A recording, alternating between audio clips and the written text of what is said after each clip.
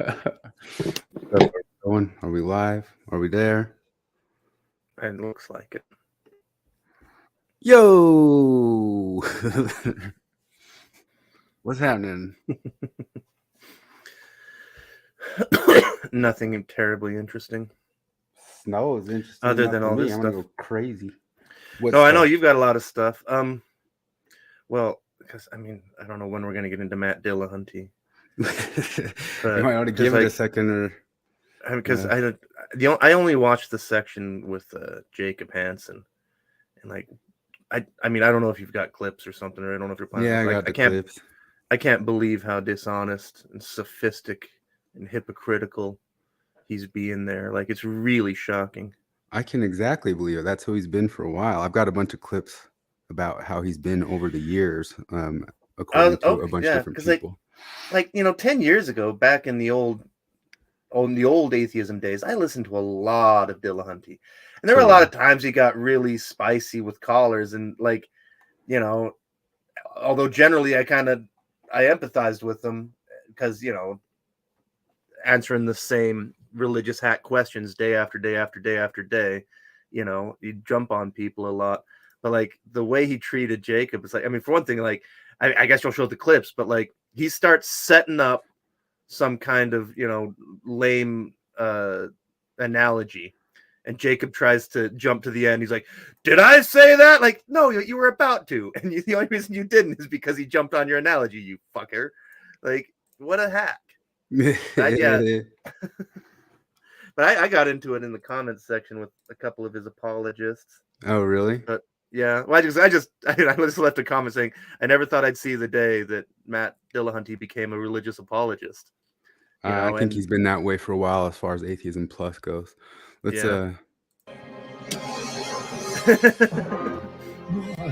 Why, Lord?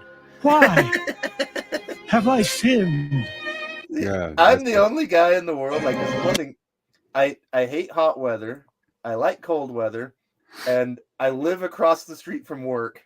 So like the weather means nothing to me. I don't even care. It's been torture. I'm the only guy, but like I get it for everybody else. It's especially for you. Well, not just me. I've got people quitting all the time, and it's like we're at the end of it, and they're like, I don't care.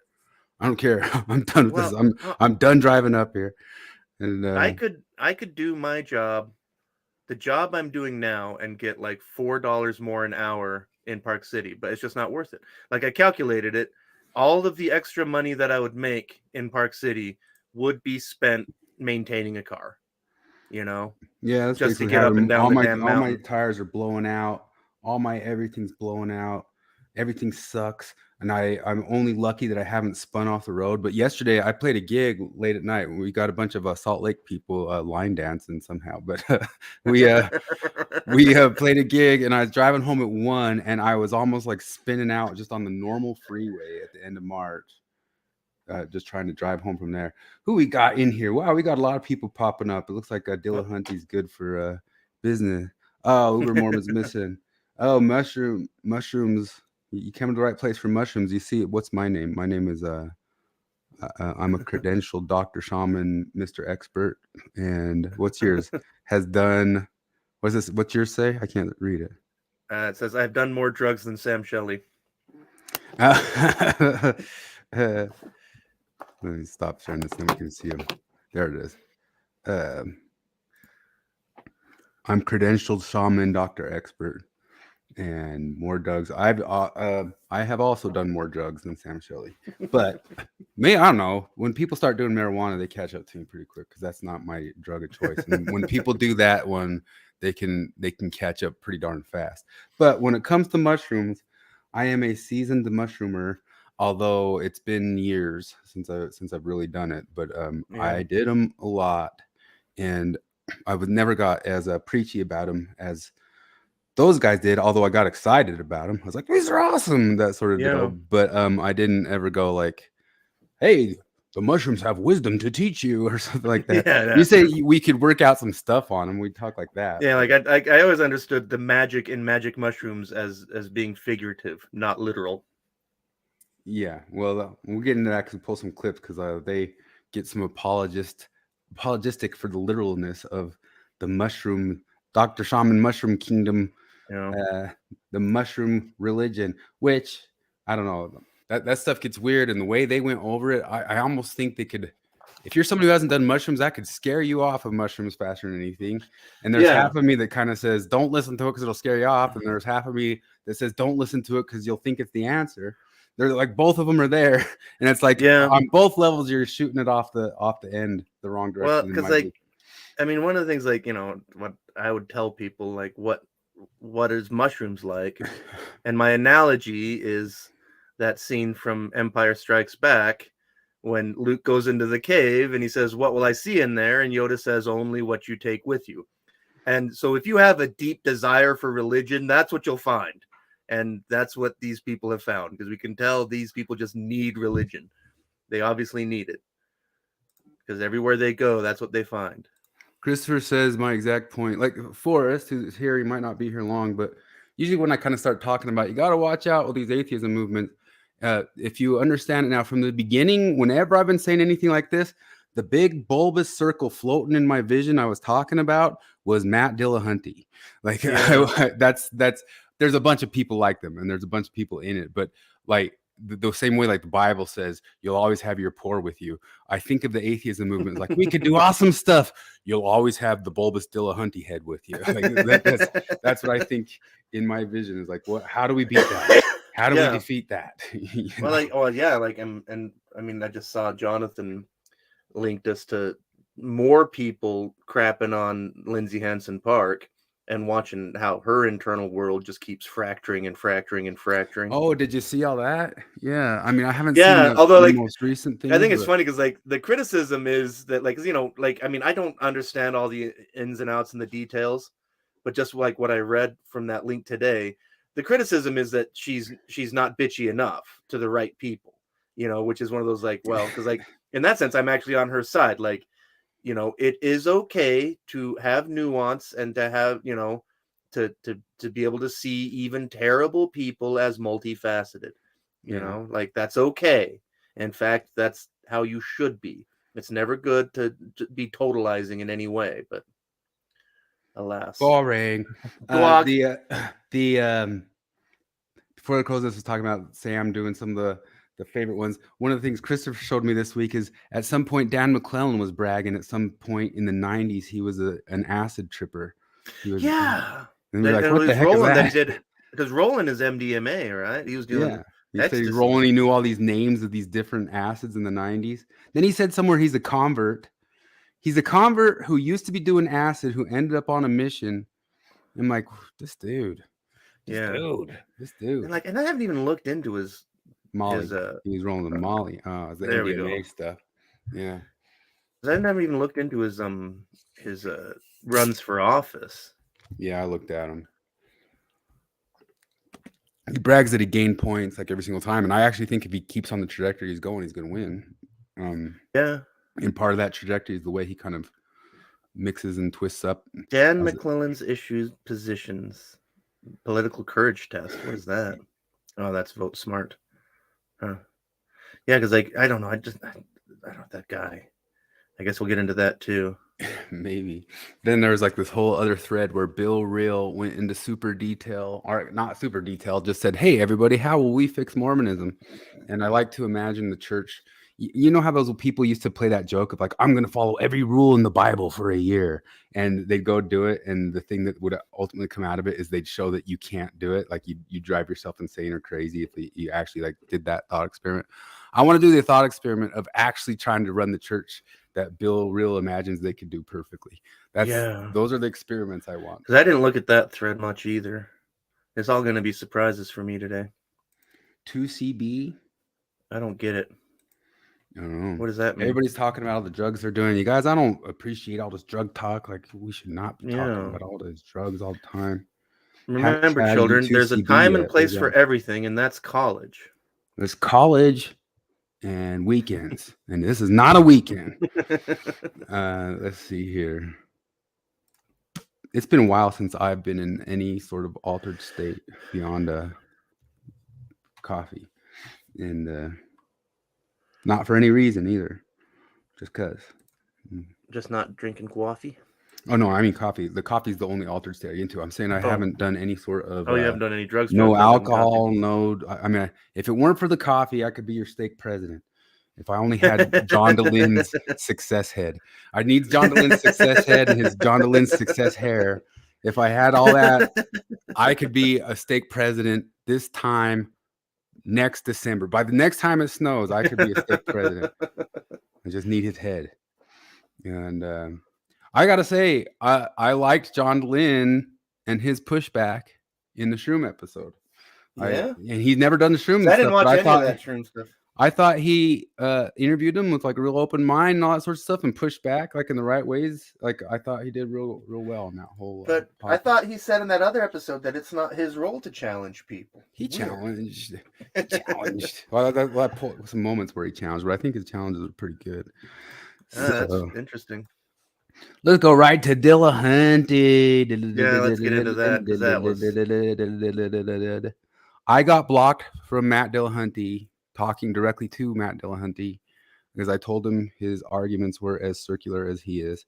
I guess I deserved getting blocked, but when was that? Long time ago.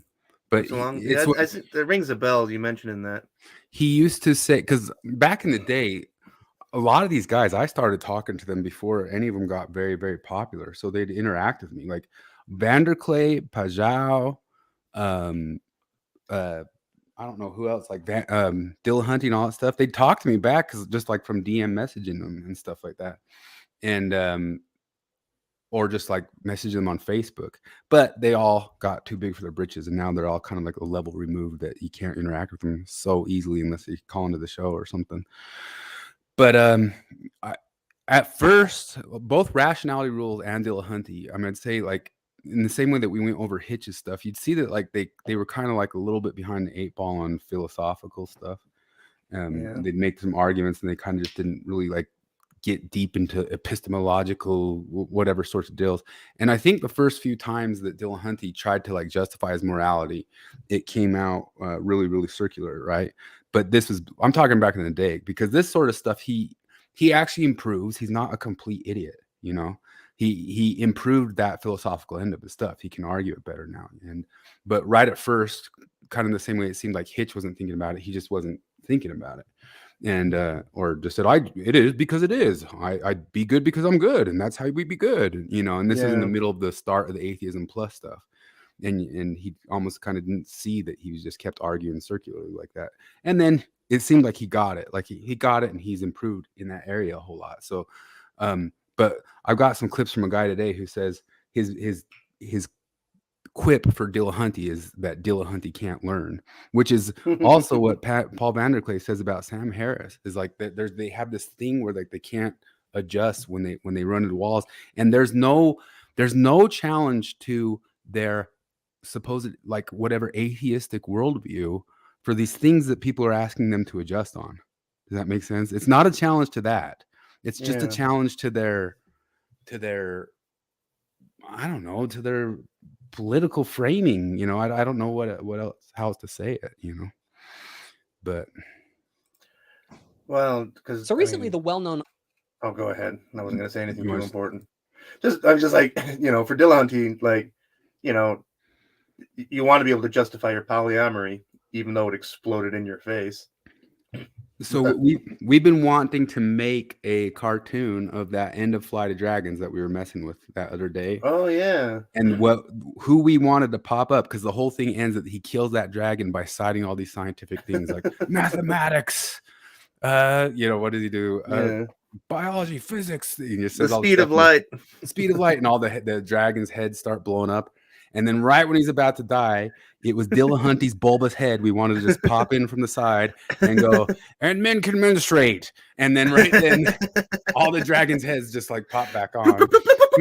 And that not only would be a funny cartoon, that is a very good depiction of the way I've seen the monster across 20 years. Does that make sense? Yeah. It's like we're doing it, we're beating it, we're taking down we're getting us, and then Matt Dillahunty's bulbous head pops in, and men can menstruate, and then what? The dragon's back. We didn't have this dragon beat at all through our rationality. It's a perfect metaphor. Is this recent? This thing that you're playing? Yeah, this week. This is him responding to the This is thing him that I listened responding to. to Dillahunty's thing. Yeah, I only watched the first little. Well, as he goes over it. Online atheist Matt Dillahunty mocked me on Twitter for believing in the Book of Mormon. So I responded with a joke about how his inclusion of his pronouns in his bio caused me to question his IQ level. There's a thing that James Lindsay always says, and I agree with it. And Dillahunty should get this because he does it too. Everybody should get this. But Twitter's hyper real. That's not real world. Like people dunking on other people on Twitter all gets a pass. That's not the world of high level philosophy debate. It's a world of dunking. So what people dunk on each other or not, by the time you come into a place where you can actually converse and have conversations, it's a different realm. Marshall McLuhan, the median is the message. On Twitter, the message is who dunks on who and how fast and how hard, and that's just the median set up for it. And you can't like drag it into actual talky space, in my belief. Now, maybe this wasn't the most Christian thing to do, but I'm not perfect. Regardless, with such strong feelings about gender, I figured that Matt probably would be able to provide me with a coherent argument about his view on the nature of gender. So I decided to call into his show with the purpose of this call being to try and answer the following question. How does one determine their gender? Is this Thoughtful Faith? Oh, yeah, it is. Oh, my goodness. It's Thoughtful Faith. Jacob, I'm so glad to hear from you. Yeah, because my pronouns are in my bio, you decided that reduced my IQ by 30. Well, let me tell you, Jacob, we could reduce it by 70 and I'd still smoke you. All right, sounds good. I'm just curious how I want to understand the nature of this sort of gender and how one even determines their gender. Okay, so just remember, this whole call is about how one determines their gender. Like, how can a person tell if they are male, female, demi-boy, third gender, or some combination of those? I mean, you guys obviously care a lot That's about an actual chart, isn't it? How do you determine when you're hungry? So. That chart that was floating across the screen. Yeah, like you think like that's the kind of thing like you think South Park would make that up, but no, that's probably real. That's probably done by an actual credentialed queer theorist. Yeah. My biology. What do you mean your biology? I hate their bully ability to I was like, what do you mean your biology? What do you like? You sophistic piece of shit. He means biology. He means everything that we mean by biology. But now he's the guy turning all. I don't even know what the. You're getting ready to equivocate. That's a face of. Yeah. Here comes my equivocation. I'm going to equivocate at you because it's galaxy brain to do that. I mean, is there some in the comment section, I got into it with the guy because I said the thing I always say, like, you can't be born in the wrong body because you are your body. And he's like, brains are part of bodies. Brains have feelings, and it's like, yeah, and every cell in your brain has sex chromosomes that tell you your sex. Like, but of course, that never works. My biological systems will indicate to me that I'm hungry. Sure. So basically what you're saying is that there's a psychological state that you identify as hunger. So I try and steelman what point I think that he was trying to drive at. Okay. I think how Jacob frames this is correct here. Is like he wasn't trying to like put words in his mouth. He was saying back to him like what he thinks, how he thinks the conversation is going. Like, is this what you mean? No, absolutely. So you're saying that psychological states, some brain state, would determine a person's gender. No, that's not what I said at all. Why is it that I can ask you questions and instead of just answering them and having the conversation, you immediately want to go to making another assertion? It's because that's what you imply. I was not making. And he's clarifying. He's asking a clarifying question. Yeah, like not only did he not imply that, I mean, not only did he not say that, but you did imply that. That is the implication. Like that's a lot. That logically follows. Mm-hmm. Trying to repeat back the point I felt he was trying to make to see if I understood him correctly. Well, I'm trying to understand what you mean when you're saying that. If you're trying to understand, then instead of going running towards the conclusion that you think that you want, we should just talk about it. The thing is like how salty he's getting, all that stuff. I don't mind the saltiness if you let it all play out. It's when he starts like getting mutey and then just cuts him off and doesn't let him say a word. Like, I don't care if people are salty. That is where you're going, Matt.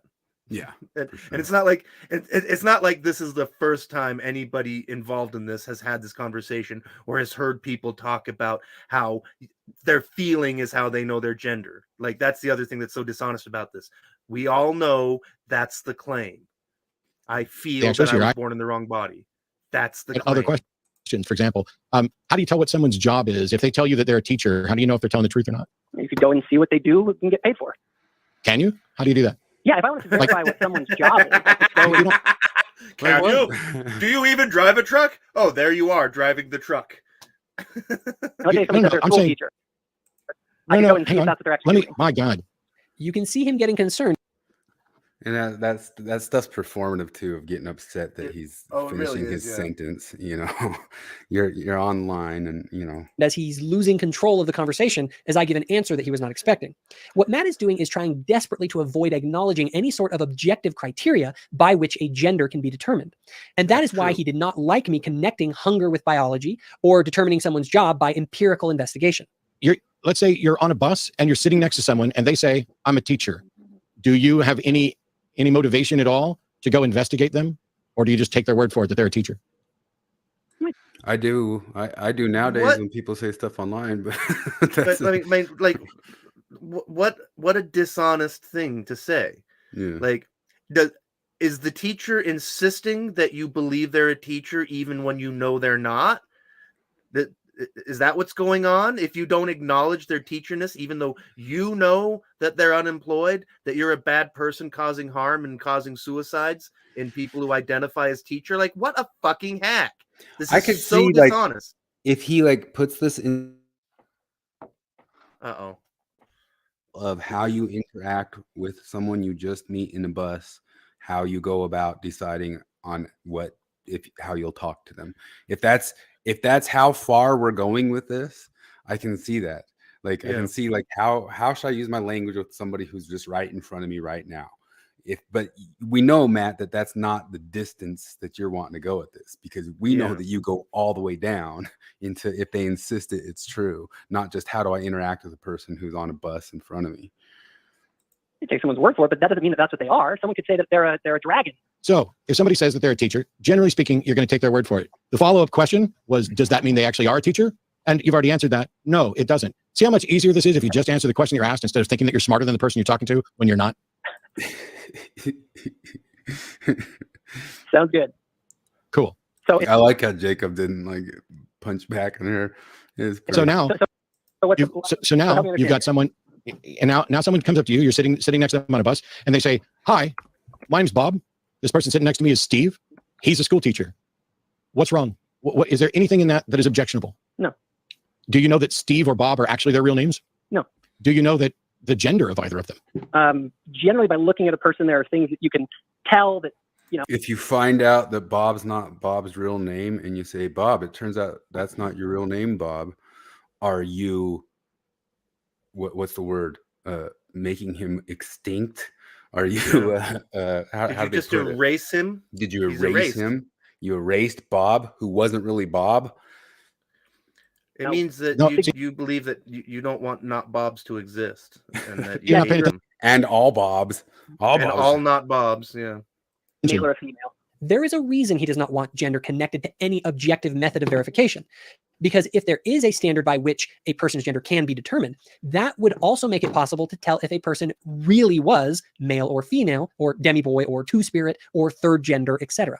And thus, gender would not merely be a social construct. But the real irony is that he, like most atheists, regularly complains about the unfalsifiable claims of religion. I'm not going to hold an This is the this is the point. This is my There we you guys go. sold it. You sold your empirical high ground down the river. Like that's, I said it back on the Midnight Mormons all the way from the start. It's like logical positivism for Mormonism all the way down, just what your five senses and empiricism can tell you. But then we can get as phenomenological as you'd like when it comes to what you call the oppressed classes, supposedly the Yeah. falsifiable Or, I mean, proposition. Is Like, all of the pro-choice argumentation that just denies that a fetus is an unborn child. It's just a clump of cells. It's more like a parasite. It's indistinguishable from a chicken and a whale embryo. Like all these things where it's like, holy shit, like it's so dishonest. All of a sudden, the empirical reason goes out the window, and it's all just about what you want it to be for your political expediency, which is my to point. say your religious expediency. yeah. While at the same time holding that a person's gender claims are unfalsifiable. Yeah, what I said was, Bob said, "This is Steve. He's a teacher." Does that mean that Steve is being represented as a man with the he pronoun? No, but if I was looking at So someone, no, I would- stop, Jacob. If somebody said, this is Steve, he is a teacher, you don't think he's being represented as a man? Oh yeah, he is being represented because he's using Yeah. a male pronoun. Pay attention. I went through this pronoun thing 3 times already. So Bob says to you, this is Steve. He's a teacher. And because of that, you now know someone's pronouns. When you are sitting there talking to Steve, are you going to call Steve Steve? How a person is being represented by another person is not the question. The question I asked is how we determine someone's actual gender, not just the way someone else is representing their gender. Yeah, yeah. Are you going to ask Steve for his driver's license or birth certificate? Are you going to ask Steve for his driver's license or birth? Are you going to ask Steve? Are you going to ask Steve for his driver's license? Are you going to ask Steve? Just so you know, I can put your ass on mute, which I will now. Are you going to ask Steve for his birth certificate or driver's license? That the way they use and manipulate and manage the mute button, even when he's arguing with the theists and the basic theists. I mean, of course, you're gonna have to use it sometimes, you know. But he's always kind of like had it. I mean, it's an upper-handed situation to have. He's not even letting Jacob speak. Mm-hmm. Since before you just call him Steve. That's all I was asking. I'll unmute you now. Oh, and also I forgot I was about to say something. He did a sneaky thing where he does it this whole time, where he smuggles in this pseudo concept, this false concept that people can have pronouns. No, that's not how that works. You don't have pronouns. Pronouns are used to describe what you are. You don't get to pick them. You don't have them. They can't be traded or changed. Like, the pronouns are what people call you. It's not something you own or have. The idea, just that. You can't have pronouns. And you keep saying that. What's this? Oh, just there's some of the comments on it going on down. Yeah, also, that's the other thing I was going to say. Your career is not your gender. That's also, it's a really bad analogy because careers are choices people make. Gender is not. No, I wouldn't. Go ahead. Cool.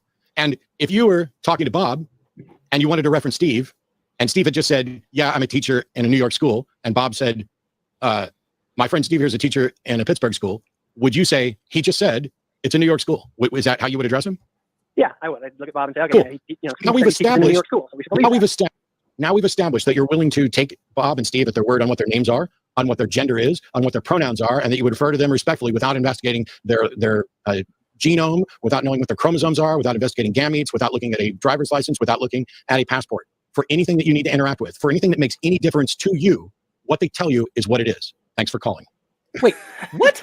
Did he answer the question for how a person can determine their gender? I did not feel like he answered it, so I tried to continue the conversation. Wait, nothing. It's really weird. I asked the question about how one determines their gender, and he basically is just mad at me for even asking the question. You have treated them with respect and talked to them by their name and used their preferred pronouns without challenging thing until it became inconvenient for you to do it on Twitter as a way of showing what an ignorant bigot you are, because you really want to say that you are the arbiter of what somebody else's gender are, and you're not. You never will be.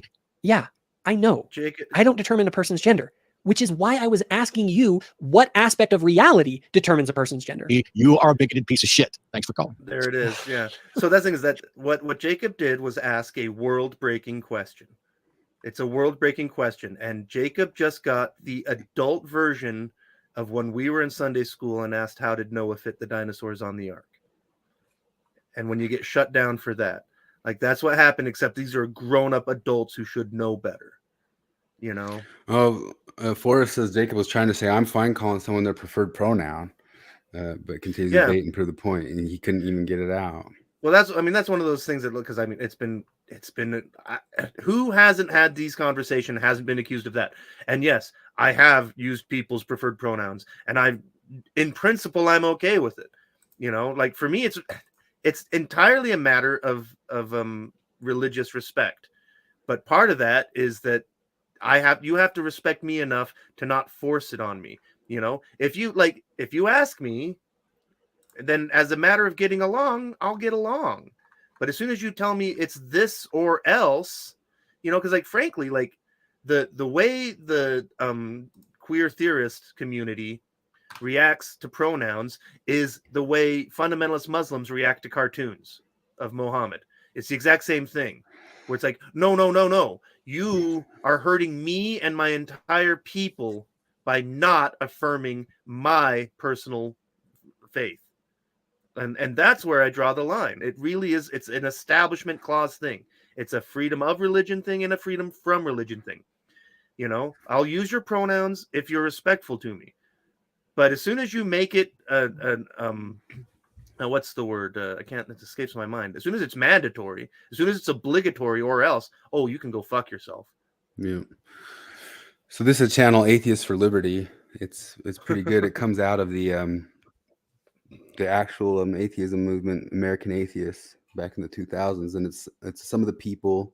Boghossian and Lindsay definitely fall in this crowd, and it's just some of the people who were pushing back all along on the stuff that started happening with Atheism Plus. They got some good interviews.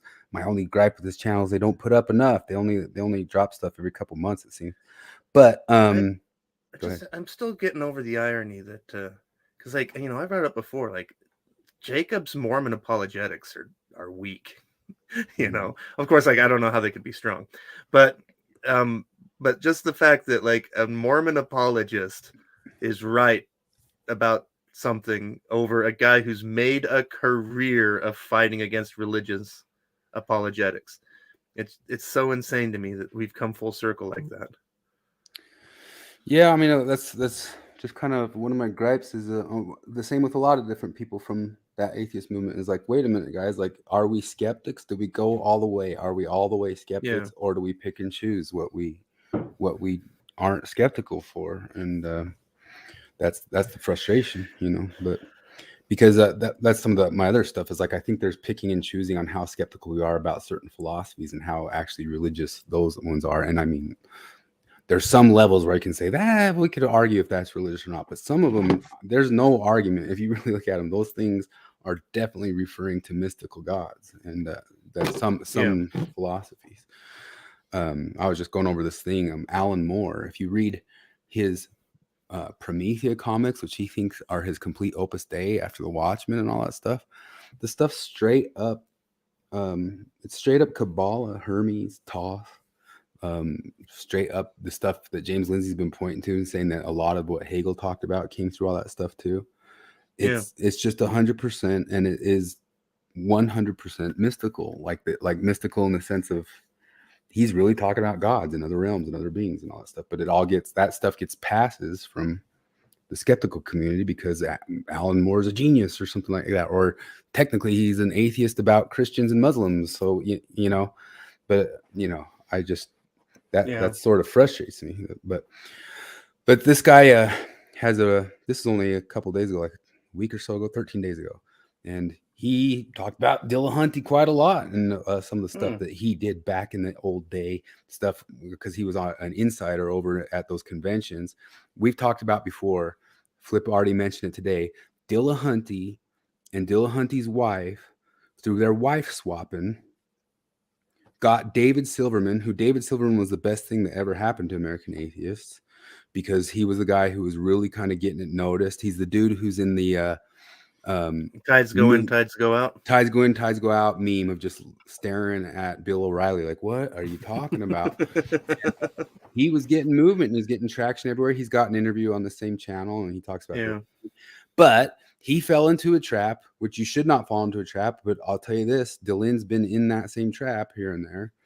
That within his 501c3, talking, interacting, and flirting with people, he got too flirty with Dillahunty's wife, and Dillahunty and her both 100% said that they were open relationship, always have been. Well, he got Me Too'd out of that situation, and partially just had to do with her not necessarily saying that she wasn't into it, but it messed up my opportunities inside of this organization. And so then David Silverman got ousted, got blasted out, got canceled, got removed. He was eventually vindicated, right? Like, because I mean, it was totally consensual, but it's that same thing that I said, Dylan, you're only lucking out your thing's so small, because you can still get fired and say, nah, but this is uncouth and we want it out, like voted on by the board, because you're doing it inside of a job. You don't shit where you eat. Local organizations, conferences, and go a little slower with me talks. Oop. I started to see what was later called a deep rift in atheism, as there were a lot of grievances from feminists mainly, who were pushing this narrative that women are not welcomed in atheist events, that atheist events are dangerous to women. And I saw an early letter from a speaker and essayist, Paula Kirby, who wrote this letter called The Sisterhood of the Oppressed, where she talked about totalitarian attitudes that were going on within atheist circles. I'm scrolling through it now. Victimhood, claims that it's not fair that women are being excluded from conferences. Why aren't there more women in leadership positions? And rather than saying, okay, let's invite more people, rather than saying, hey, let's put up open calls for speakers and have more women being involved, a lot of, at the time, as we called them, social justice advocates were claiming that it was oppression, that women are purposefully being excluded, and that these conferences are not welcoming spaces to women. So anyone that had said, hey, it's not misogyny, it's not the patriarchy that's holding you back, for instance, they were shunned. They were called MRAs, you're a woman hater. If you were a woman who would question this, you were called a sister punisher, a gender traitor, or parroting misogynistic thought. And to go back to Paula Kirby here, she said in her letter, to tear a movement apart, to provoke massive divisions within it, to malign the people in it, to distract it from the very purposes that brought the movement together in the first place over something that is just a feature of life in general and not specific to the movement itself, is a tragic waste. Not just tragic, but deeply irresponsible. So she's referring here to the alleged exclusion of women at events. Paula Kirby said, hey, look, I've hosted conferences before, I've been in the planning stages, and it's difficult to get women to speak. Mostly men volunteer to speak for many reasons other than oppression. Women aren't that involved, they're not that public, they're not that active. So you can try to get them more public and active, but just because they don't participate doesn't mean that there's oppression going on. John Larson ran into that way back in the day. He talked about it openly, where he's like, I've invited women on, they don't come on. Like, this is open to everybody. Like, who shows up? Men. Like, but, you know, feminism is obviously ridiculous. Incident that happened, that there was a reader's poll. A friend of mine who was also a writer. So even before Silverman got ousted and everything, we've mentioned it many times before. If you ever care to go watch it, it's all still on Thunderfoot's channel. But Thunderfoot documented the rise. These guys even mentioned in this one of the conventions was here in Salt Lake City, right across the street from where Flip and I were working, and it was huge at that time frame. And those conventions were getting gigantic, and they got blown out by this stuff. But even before David Silverman got ousted, from adding in all these policies and all these things and all this hypersensitivity, they started just dropping down, and they started like disinviting Dawkins and disinviting. Did you see that thing this week? Did you see how Dawkins was just refusing to answer those questions on understandably just refusing to answer those questions on Islam, because he's just, I think, done having his life in danger with that sort of stuff. Yeah. But he's had the feminists after him for a decade, and he doesn't want the Muslims too. It used to, with the Four Horsemen and all those other people, it had major people coming out, major groups, major amounts of people getting into it, having fun, doing all that sorts of stuff. And it turned into 14 different, 10 different blue hairs on the stage and 3 people in the audience just from these policies. Yeah. And Thunderfoot has video of all that. And all the panels are just, everything is tilted toward some kind of feminist axe grinding. Social justice. Some kind of social justice. Yeah, and it's all because, you know, this is one of the things that bugs me is like this. I mean, this whole conversation, like one of my criticisms of Jacob Hansen, along with everybody else who comments on atheism, is that atheism has one opinion on one question and literally nothing else follows. Like, the only thing that I support any atheist movement on is preserving the First Amendment. You know, the separation clause. Like, that's the only thing that I see atheism as a movement for. And I honestly see that thing as something that anybody should be in favor of. That Mormons should be in favor of that, because if that stuff gets blended, it's not your religion that's going to be the one that gets forcefully taught by the state. You know? Yeah, you'll be ousted out. Absolutely. An atheist spaces said, hey, readers, pick the atheist of the year. But it's partially of James Lindsay has this long article making a case for why the Maoist social justice movement is a religion, and he does pull up the actual definition as the United States of America describes it. But I think it would be useful to describe it as a religion as well, to say this can be taught about, but it can't be taught as a truth claim in our public schools. Just like you can learn about Mormonism, but you can't have Mormonism taught as a truth claim in our public schools. You can learn about critical race theory. You cannot teach critical race theory. I think we got a heckler in the comments. Did you see that? This is my favorite Devolved Monkey Men podcast. And maybe not. I don't know. It's hard to tell. Yeah. I mean, there's no such thing as devolution. Like, I don't know if this is a science lover, but I can devolve. I did it the other day, man. I Did you devolve? Yeah. But that's a fundamental misunderstanding. You have to get evolution. Is you that have to get really into that evolution shrooms. is progressive? Oh, Yeah. that's right. Yeah, and if you get really into shrooms, you can deconstruct. You can deconstruct reality and deconstruct the way you see everything. Had nominated different atheists, and they were all men. And Rebecca Watson saw this. Oh, no women are in the poll. What's going on? This is misogynistic.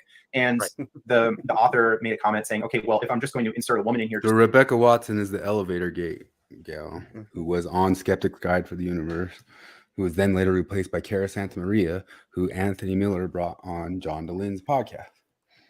For parody or just having like a 50-50 split, and that seems to be tokenism.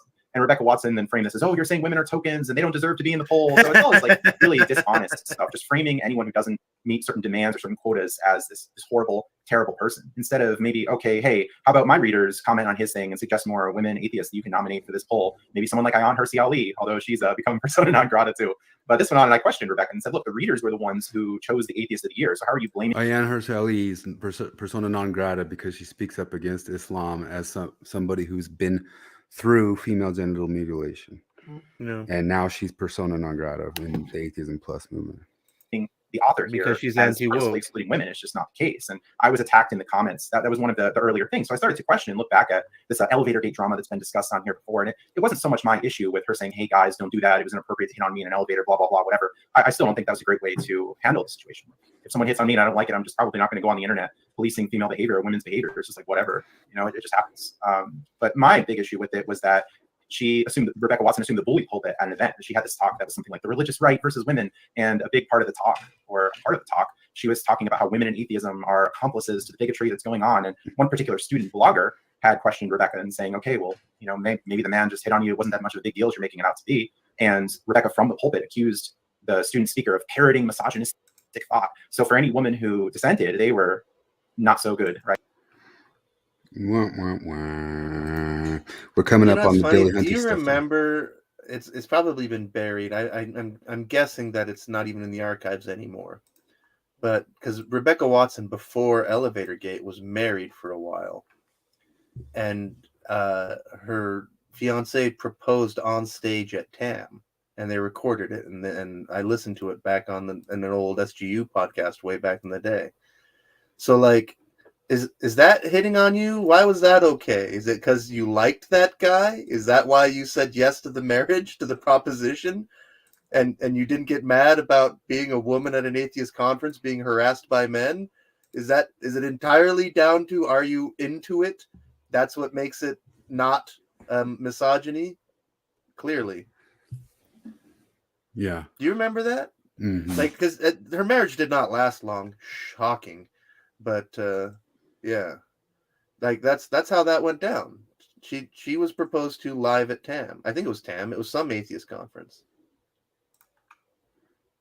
Women attending TAM and JREF, and they were propping up the narrative of women don't feel safe, women aren't welcome, pushing this narrative again and again. And someone said, hey, if you're spreading this narrative of women being unsafe, isn't this going to be counterproductive that fewer women will be involved? And DJ Groth said that, and then that was, oh, you're blaming women for the misogyny that they face. So it's these really uncharitable interpretations and attacks on him as a gay man. There was one blogger who said something about, called him a douchebag and said, oh, the last I heard, DJ really didn't like that. DJ really doesn't like women. So that was. Yeah. But we're coming up on the man that we were talking about. Those were just things that earlier in the podcast I wanted to highlight, but he talks about Dillahunty here a few times. Oh, Dillahunty. All really fuzzy. It's really strange for me to have a conference about this, or have a conference policy regulating the human behavior like this. Okay, if you're breaking a law, that's fine. If you're overboard, okay, fine. But what percentage of the cases is that? Now, talk about, well, what is harassment? What is offensive? What if someone expresses a concern? Well, Matt Dillahunty, unfortunately, was one that hopped on this feminist bandwagon. And he wrote here in a piece on Skeptic called Speaking Out Against Hate Directed at Women. He says, when someone expresses a concern that something is making them feel unwelcome, we need to address it, period. We need to seriously consider their complaint, make every effort to understand it, and then decide what sort of action can and should be taken to alleviate it. When you hear a complaint that someone has raised, you might think they're expressing an irrational, emotional overreaction to the situation. You might even be correct, but it doesn't matter. That's what he wrote. And also, like, feminists have made me feel unwelcome. Should we look into that, try to understand Some of the past how bullet that points, works. the past couple bullet points by James Lindsay talks about the way they use belonging and the way they use inclusivity, which means to be better belonging and better inclusivity is they have to cut you out. Yeah, exactly. Because you're a devolved. I like that one he did about all doesn't mean all. Yeah. All means the oppressed all. Yeah. Let's see. What's Dillahunty, Jen McWright. I mean, I don't know, because one thing I feel like, I don't know, because I don't know what it'd be like to be your job, like Matt Dillahunty's job. Like, because frankly, like, how do you not go crazy having the same conversation over and over and over and over and over again? I mean, I guess if you're getting paid for it, you know, he it had like easier. a whole big exit from the atheist community of Austin too, right? Oh yeah, it only rings a bell. I don't remember any of the details, but that all fell apart like too. so. Just as ideologically, it's almost kind of as if, like, imagine if John DeLynn had put Kate Kelly on as one of his board members, and how is he going to survive that? You know, John DeLynn has board members who are his perfectly selected board members, but the atheist community of Austin, Dillahunty didn't have like personally selected board members. He had all sorts of ideological board members. And imagine trying to survive that as a white straight male, even if you share your wife. Community, and I feel less safe than I do as a woman in science or a woman in gaming or as a woman walking down the effing sidewalk. This is what launched this thing that was later called Atheism Plus, as she talked about how this is Jen McBride launched this letter, and it launched Atheism Plus. The white old humanists, you know, were not her people. She infiltrated the boys club, and we need to change the movement. There's a surge of hate, the last gasp of a faction that have reached its end. And, you know, we had this big declaration, some of the orgs, some leaders had hopped on it, and like 3 weeks later, she left the internet. So the movement really failed. Even Matt Dillahunty was curious, let's say, about Atheism Plus. He created a pseudonym called Curious on the Atheist Plus forums, and he was asking questions, and he got banned. He said, "Hey, I'm actually Matt Dillahunty," and they said, "Oh, no, we're banning you for sock puppetry. You can't use a pseudonym on the forums." And that was a common thing about Atheism Plus. Oh man, he was the Jacob Hansen, just coming in to troll him and getting banned and getting shut down. Even if he was trying to say, "Hey, I'm not as bigoted as you think I am." Too bad, you're out. About their intentions, ask questions about social justice, you just get banned from the forums. And there were some really wild posts about how they have considered having an outpost in Chernobyl, that they could have their own separate society. And there were people just going in there, just posting all these grievances and mental health struggles. It came to be a quite odd community that really lost a lot of respect. We needed Atheism Plus social justice. Atheism wasn't good enough, and humanism not enough either. We needed to do more and have their intersectional brand of feminist activism. We've got a new challenger. Oh, hey. Challenger. Well, that's the joke, is they say you gotta have a funny new, name. When a new person enters a video game and online gaming, they go, "Here comes a new challenger," and it was just. I have to have a funny name. I'm not very funny. Then you could put that, Marty, not funny. Yeah. Oh, look at this. Troy met Rebecca Watson. Hold on here. I met Rebecca Watson at several amazing meetings. She was cool and genuine. I liked her. She really was trying to engage more women with critical thinking. She's not all bad. Troy, you're off the podcast. No, I'm just kidding. And I don't know. She did so much wacky stuff with the. It's like her public persona is something else. And if you want to make that funny, Marty, just put "not very funny" like all women. Jerk. Not very funny. Oh, you took my advice. I didn't know you could change it inside the thing. I might be able to change mine from credentials. Well, I was actually going to do. For a second, you'll laugh. Maybe I am funny. There we go. Christopher Hitchens says he can't be. He didn't even actually say that. I know. That's one of those things. Because, like, that's things like, I'm gonna say it, like, in general, men are funnier than women, but how do you spell misogyny? But F-L-I-P. If you were a man, you would know. No, but because but I'm about to say, like, nobody's funnier than Diane Morgan. You know, serious. Like, Diane Morgan is one of the funniest people walking planet Earth.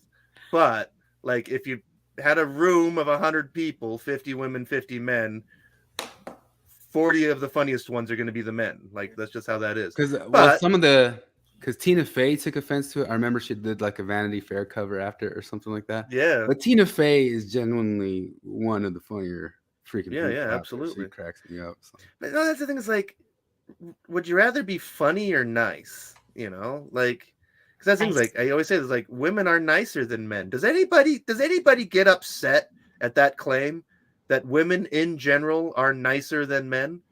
You know, like women commit fewer violent crimes than men. Is that a horrible thing to say? No, he gets upset at it. Yeah, but like for a lot of very obvious reasons, there's a lot more reason for men to be funny than women to be funny. Have you been so they have a following lot this so more far, practice. Marty? What did you see? Jacob with Dillahunty? That is a good name. I Let me see, let me did. So I haven't been on YouTube a ton, but I saw Jake Hansen's post. So you guys already covered that, but yeah, that was. See, you are funny. That was good. Yes. Let's see here. Back Hopefully they to can learn their lessons. Like Matt Dillahunty is one I call him the king of learning nothing. Matt Dillahunty involved in all these controversies over the years. There was the rationality rules incident where they were attacking the atheist community of Austin. They were attacking Matt Dillahunty as, oh, you're transphobic because you had this guy on your show. Rationality rules YouTuber, by the way, who's great content. He had a video talking about trans individuals in sports. And because he was critical, he asked some questions. He was saying, hey, maybe this isn't the best idea at all. That PCA was attacked. People were attacking Matt instead of Matt saying, okay, these attacks. I remember when that situation happened. I was following rationality rules currently when that thing happened, and he showed up. He's a foreigner. He's from England or something like that, and he showed up to Austin. He was there, and he thought, "Hey, we're gonna all be buddy pals. We're YouTubers, people who get on and talk about skepticism and atheism." And he wasn't allowed on. He wasn't allowed on their property. And he was like, "What?" And then at some point or another, because Rationality Rules used to go after Pajau and Vanderklay quite a bit.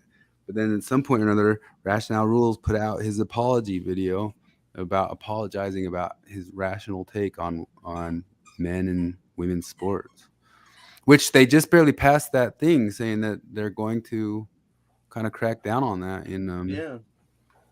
So Rationality Rules was excommunicated before he put out that video? He didn't even know he wasn't allowed to go on to the atheist community of Austin's campus. And he was visiting Austin. He's like, I'm going to go say hi to the guys over at the atheist community Because of he Austin. put out the because men he and had women just a video? general video about men should not be playing in women's sports.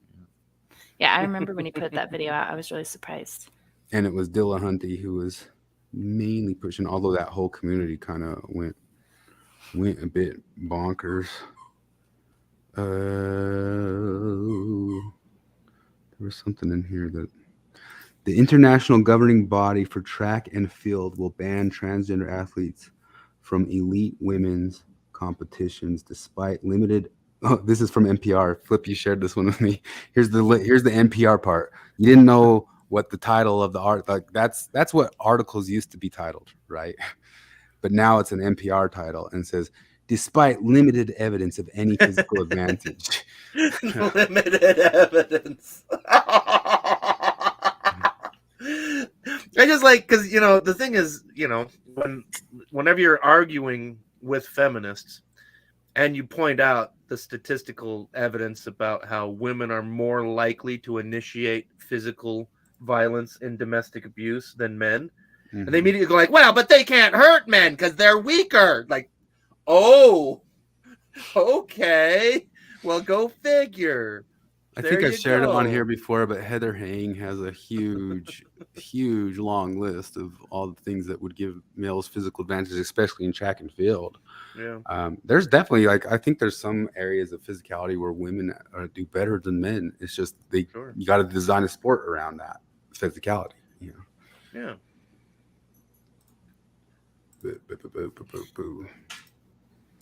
Yeah, there's limited evidence of a lot of things, like evolution too, right? Yeah.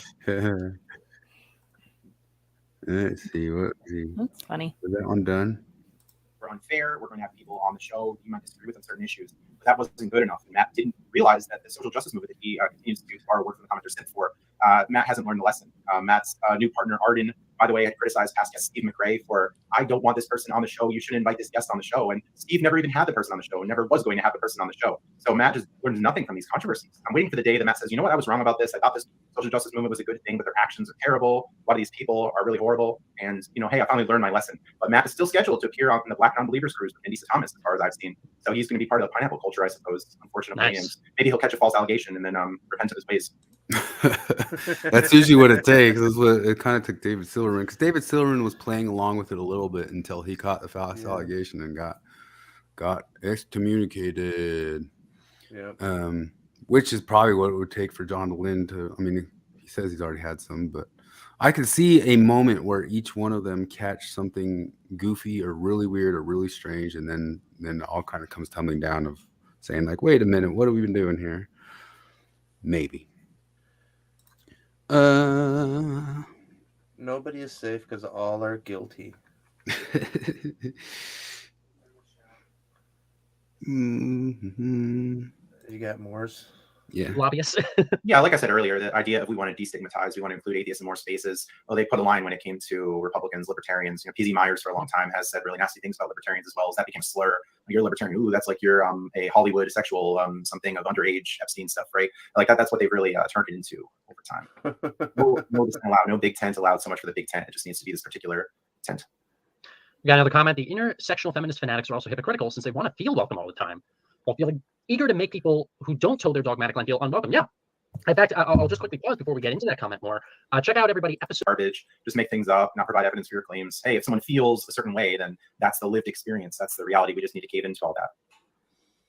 Thanks, Matt. Same things, Matt Dillahunty. Yeah, that's just some of the detail of the history of the Matt Dillahunty being part of the great big reason why that whole atheism movement is petering along the way that it is. Want to go to mushrooms? Marty, you know more about mushrooms than me and Flip, right? You've done more drugs than Flip has, and you aren't a shaman you are a shaman like I am, right? No. No comment. I'm not. I know Marty can neither confirm nor deny that she knows anything about mushrooms. Did you watch the episode at all? Maine. I was this close to taking a trip to Maine, and then I was too cheap to buy the plane tickets. I don't think it was mushrooms, though. It was some other psychedelic. Like ayahuasca or something like that? I can't remember what it was. Did you catch this episode at all? No. I didn't watch any of it. Have you? This is all going to be news for me. I haven't seen very much this last couple. Well, so I'll go over detail of it. I mean, we kind of pointed out he had this lady on. The whole thing's called Mormon Mom Tries Mushrooms. And we're like, okay, that's like a whole podcast right there. Mormon Mom That's Tries 4 mushrooms. hours? Yeah, for 4 hours. Like, oh, well, I guess I got to check this out. But it turns out that she's pretty internet famous. She has like 5 million followers on Pinterest for the way she does wedding hair and all that sorts of stuff.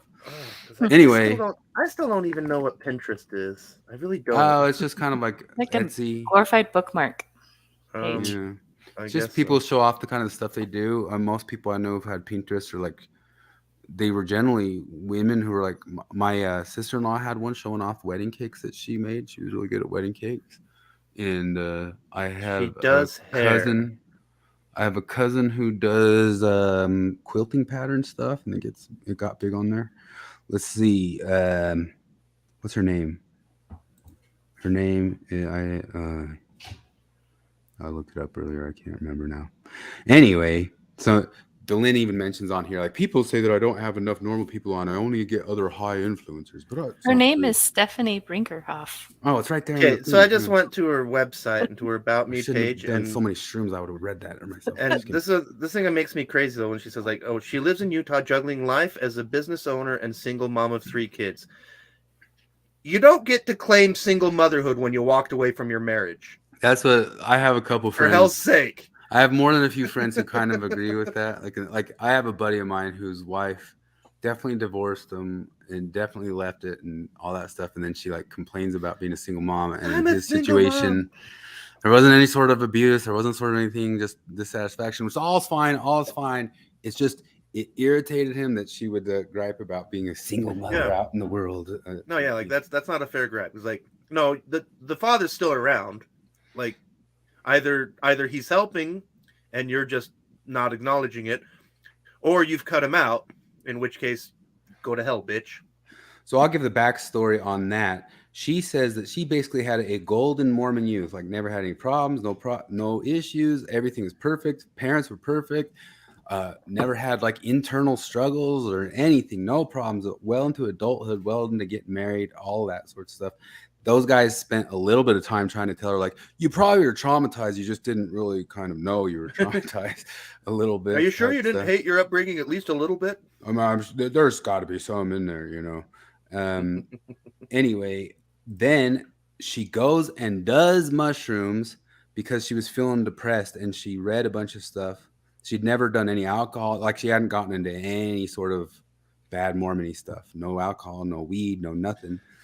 She did the mushrooms because her husband actually suggested to her because she was feeling depressed after getting extremely popular and having like that sort of thing that says like as soon as you make it, that's when you get all depressed, you know. So she's making all the money, she's got world fame, everything's great and fine. Why am I depressed?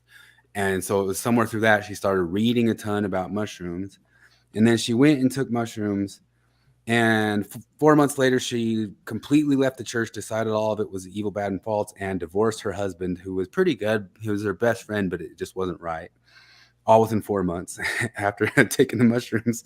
And fine and dandy, whatever. And then at some point later, off of her second mushroom trip, she said she had a 6-month-long psychotic break, which is why I say, like, that's pretty rare. She even admits, and everybody says that's pretty rare, but it's, you know, that's usually one of the things they say is like, if you're predetermined, or you might have like a pre-existing condition of some sort of schizophrenia, don't do psychedelics or things like that.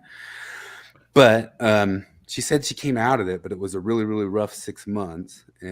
But she's still just like, oh, it's great, and all that sort of stuff. And then of course, Delin does all things like, we're not preaching this. But as I was saying before, I don't know if you heard Marty, I think Delin did pretty good in this podcast as far as like interviewing for it and then kind of pushing back. And the moments I pulled up are the moments where Delin pushes back a little bit and starts asking some questions. Although I just got the dirt. I got the dirt on her. I don't know if you guys realize, I'm scrolling down her Pinterest page, and awful lot of blonde women, and I have not seen a POC. Not one. Troy says it was 1G of mushrooms that completely. Oh, there's one. World. I had to scroll like down several hundred photos before I found a POC, and it's a very light-skinned one. She's clearly racist. Or she lives in Utah. What? What? Wait, you're saying demographics? But Utah, into this? being in Utah is racist, and knowing people in Utah is racist. 1G of mushrooms is what made her tilt her, and he says there's a lot underneath the surface. That's what it seems like to me as well. Marty, you're an engineer. How much is 1 gram of mushrooms? I don't know from metric weight. A gram? I'm not kidding. Although I can't visualize. How much is it? Yeah, that's not. What is it? A couple stems. Yeah, I don't remember what 8 grams of mushrooms looks like. It's a pretty big baggie of stuff. Anyway, I'm gonna put a number on it. I've probably done it 20-ish, somewhere in the 20-ish times, and never had a 6-month psychotic split afterwards. That didn't quite happen. But, no. It's awesome. It's cool, but then at the same time too, I think as Terrence McKenna said, it also gets to a point where it's like, if you got the message, you can hang up the phone. Like it got like a little bit like, yeah, I know this. Whoopity doo. Yeah, look, the ball's moving. Yay. And there've been a lot of times where like people are like, hey, you want to do mushrooms? Like, I'd rather have a normal evening. And but there was a couple times, and a few times it was as awesome as people say. And Seth, who we've had on those other shows with the Rebecca, he's kind of been looking into it, not because he doesn't think that he can take them, but he's been looking at how Sam Harris described it, and you can read how Sam Harris describes it, and his language is as religious you'll hear Sam Harris get. And I do feel like the first time I ever took mushrooms, that like it was $50,000 worth of therapy in an evening, you know. But also therapy isn't that helpful. Yeah, but there's so many awesome things about it. It's awesome, like, to have all the visuals. I think it's awesome how, like, it kind of made me remember a lot of nothingness in my past. What I mean by that is, like, I felt like on my first trip that I could remember I went down 1,000,000 streets in Mexico City on my mission, right? 1,000,000 streets. And when I took them, I felt like I could sit and remember a ton of the streets that I just hadn't even thought of or been able to think about for years. And so I was just like, oh yeah, that street. Oh yeah, that street. Oh yeah, that street. It's like all these streets that were compartmentalized in my head broke out, and that was cool. And then there's all sorts of other stuff that can be totally awesome and mind altering about it and stuff like that. Yeah. But let's get into the Lynn's questions of criticism. Real quick, I think I suffer from aphantasia. What's that? Like a mixture of It is when you cannot visualize mental images. So really? when you close your eye, when I close my eyes, it's just black. Oh, I thought I've heard about this before. Like if you close your eyes, you can't imagine like a 3D model of an airplane and rotate it around in your mind. I can't see anything. I can only see. I bet you that Whoa, would. you have that thing. I bet you that would mess with visuals because it is. When I close my eyes, like, you can see like some swelling in the black, and the way that you see like visual things in mushrooms seems a lot like that same stuff that I see when my eyes are closed. Just in the wall, you see it in the wall now. You see it in the wall instead of in your eyelids. Like I see like a negative kind of, right? And then that fades away, and it's maybe a little red and a little black. That's it. But like you can't build a model in your head with your eyes closed and manipulate it with your mind. No, huh? Not at all. I thought that was normal though. I didn't realize it wasn't normal. I was Google showed me this article and said some people can't see anything. I'm like, wait, isn't that normal? Like, I guess in my head, my imagination is. So do you know what pareidolia well, that's what I wonder about, is? because like I've always wondered, because like you know, I remember I always struggled falling asleep, and I would sleep over at my cousin's house a lot. And I remember it was crazy to me, because it's like they'd be like, okay, we're going to sleep now, and within 5 minutes they were snoring, and it would always take me hours to fall asleep. And I would ask them, that was my youth entirely. And I would ask them, like, well, how do you do that? They're like, you just close your eyes and stop thinking. I'm like, what the fuck are you talking about? Close your eyes and stop thinking. I have no idea what that means, to close your eyes and stop thinking. I cannot do it. Here's something that almost drove me psychotic in my life. Not mushrooms. On my mission, my first year and 5 months, every single companion I had was a fast sleeper and extreme snorer. And so the first year and some odd months of my mission, I was going crazy not being able to sleep because of some guy snoring in the same room as me. And my entire mission, I could have gone to sleep at any moment. And that's the only time I generally struggle to sleep like Flip too. And the only time in my life where I could have slept like you're talking about was any minute in my entire mission I could have slept. Let's see here. Oh, but do you know what pareidolia is? No. Pareidolia is that phenomenon like where you see faces real easy, or when like, you see Mother Mary in a piece of toast. I'll tell you what, like walking,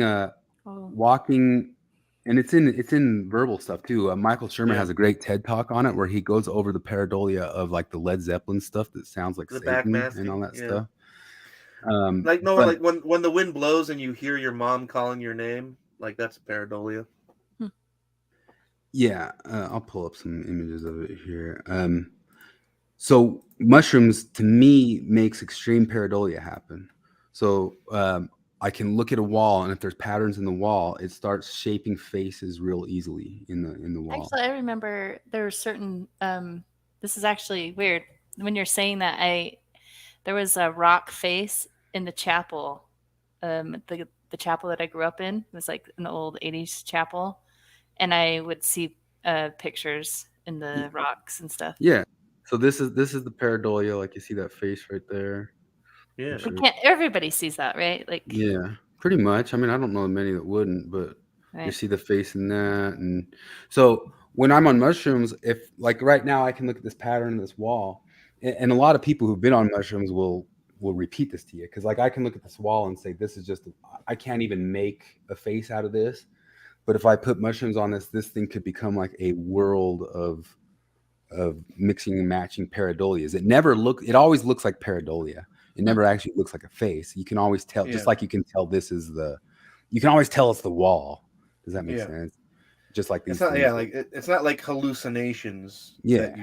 Yeah. Just like looking at these things, we can tell that's a house, and the pareidolia that I have in the walls, I can always tell it's the wall. It's just I see a lot of changing faces, and or tigers, like different like animals, like gorillas and tigers and things like that. Well, there's a tiger kind of right there. That Mother Teresa. Oh yeah, that's kind of like a cartoon one. Don't they have those people who like always kind of constantly pull them out of like potato chips and stuff like that? Yeah. Oh yeah. But I mean, I think you We'll eat could that Cheeto. I think you can actually have fun with the pareidolia too, because there's kind of a sensation. And some people on mushrooms, I don't think they know this unless they stopped and did it. But if you set up the lighting, and it's a thing that will augment if you stare longer. So you need to stop and sit and stare at it and wait for it to happen, and then it starts happening. So some people never stop and sit and stare. They're probably up and walking around. They just kind of never notice that it happens. It's just kind of a sensation, and if you sit and stare, you just get to sense your body making pictures right in front of you. Anyway. And then, of course, some people who take it religiously think that all means stuff or means something, or maybe it does, maybe it doesn't, or maybe it does say something about what you see. The woman I was with the first time I did it, she said, "Oh, you're seeing all these tigers and gorillas and all that stuff. That's because of your big old masculinity and stuff. If you were a woman, you'd be seeing flowers and bunnies, you know." Well, maybe, but. Mormon mom tries the mushrooms 4 hours. Okay, let's go there, because this isn't my biggest critique. It's my biggest question about psychedelics, having never had a psychedelic experience. One time when I was feeling clever, because I've met thousands of people that say it changed their life, but if you knew these people before and then you know them during and then you know them after, sometimes you can go, wow, they really are different. And sometimes you can go, I really don't notice any difference. Sometimes you can say, wow, their life's a big mess, right? So it's hard as just an observer to really kind of assess how much their life has actually changed versus kind of the cute little saying I thought of at one time was, what if all psychedelics do is give you the feeling that you've had a life-changing experience without actually changing your life, but they're the things that trip the neuroreceptors that make you feel like your life has been changed, and you really believe it, and you cry when you talk about your experiences, and you go to the grave saying, I was never the same, but everyone around you is like, it's the same person, same pain in the rear. You know what I mean? Yeah, totally. Would that not? That is a valid criticism. It very much is. I was like, this is John DeLynn doing. That's weird. Well. That's weird, John DeLynn. That's weird to see from him, because like, what if Mormon Stories just gave people the feeling that they had more empathy, but really they were just as much of pains in the asses as they were before? You got the feeling that you got there. Yeah, everything's you got the epiphany feeling time. that you have empathy now, not like when you were Mormon. Yeah, let's see here. Obviously impacting me. If the church says don't, you just don't. So how are people feeling? I mean, I guess there have been criticisms of the Word of Wisdom, Doctrine and Covenants, section 89, where it's like, I wish it'd be up here. I guarantee they're doing that. Yeah, I'm sure they are. Or if they aren't, they will be sued. I'm sure. Okay. So, one, talking about religion, there is one criticism I have a little bit. I probably have two criticisms of all the people that I've interacted with around psychedelics. One is that they can become as zealous, kind of as missionary-like, as the most amped up, Adderall taking Mormon missionary I've ever met. This is feeling personal on many levels. So, I mean, and I don't mean it in a mean-spirited way, but like most of my friends who have had psychedelic experience. But the thing is, like, it is the same thing. It's like the same way some Mormon guys getting super zealous about his stuff is the same way the mushroom person's getting super zealous about stuff. And part of me is just like, can't we just kind of roll our eyes at both of them? Of course, there's always the point of, well, you could cause harm, but the super mushroom person can cause a harm too. I think I sort of caused the harm with mushrooms one time because I used to joke because my parents used to love to take people to Disneyland. Like, I'm taking you to Disneyland. I'm taking you to Disneyland. Every one of my nieces, nephews, all them. And I'd be like, I'm taking you on a mushroom trip. And we were doing the same thing. We were both trying to take people to altered states of dreamlike youth.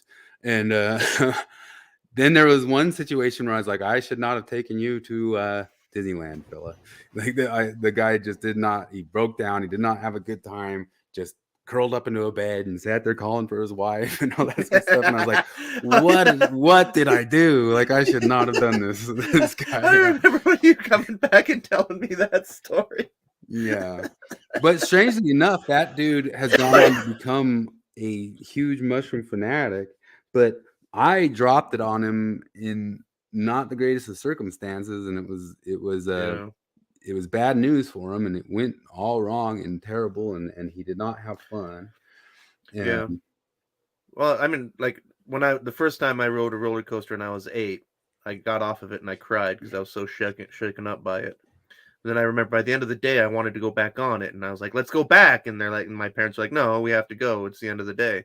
Like, I think that's probably kind of that thing he had, is like he was not ready for that roller coaster, but when you're off the thing and thinking about it, you go back over it and you're like, well, wait a second, that was pretty exhilarating, and I just wasn't ready for it.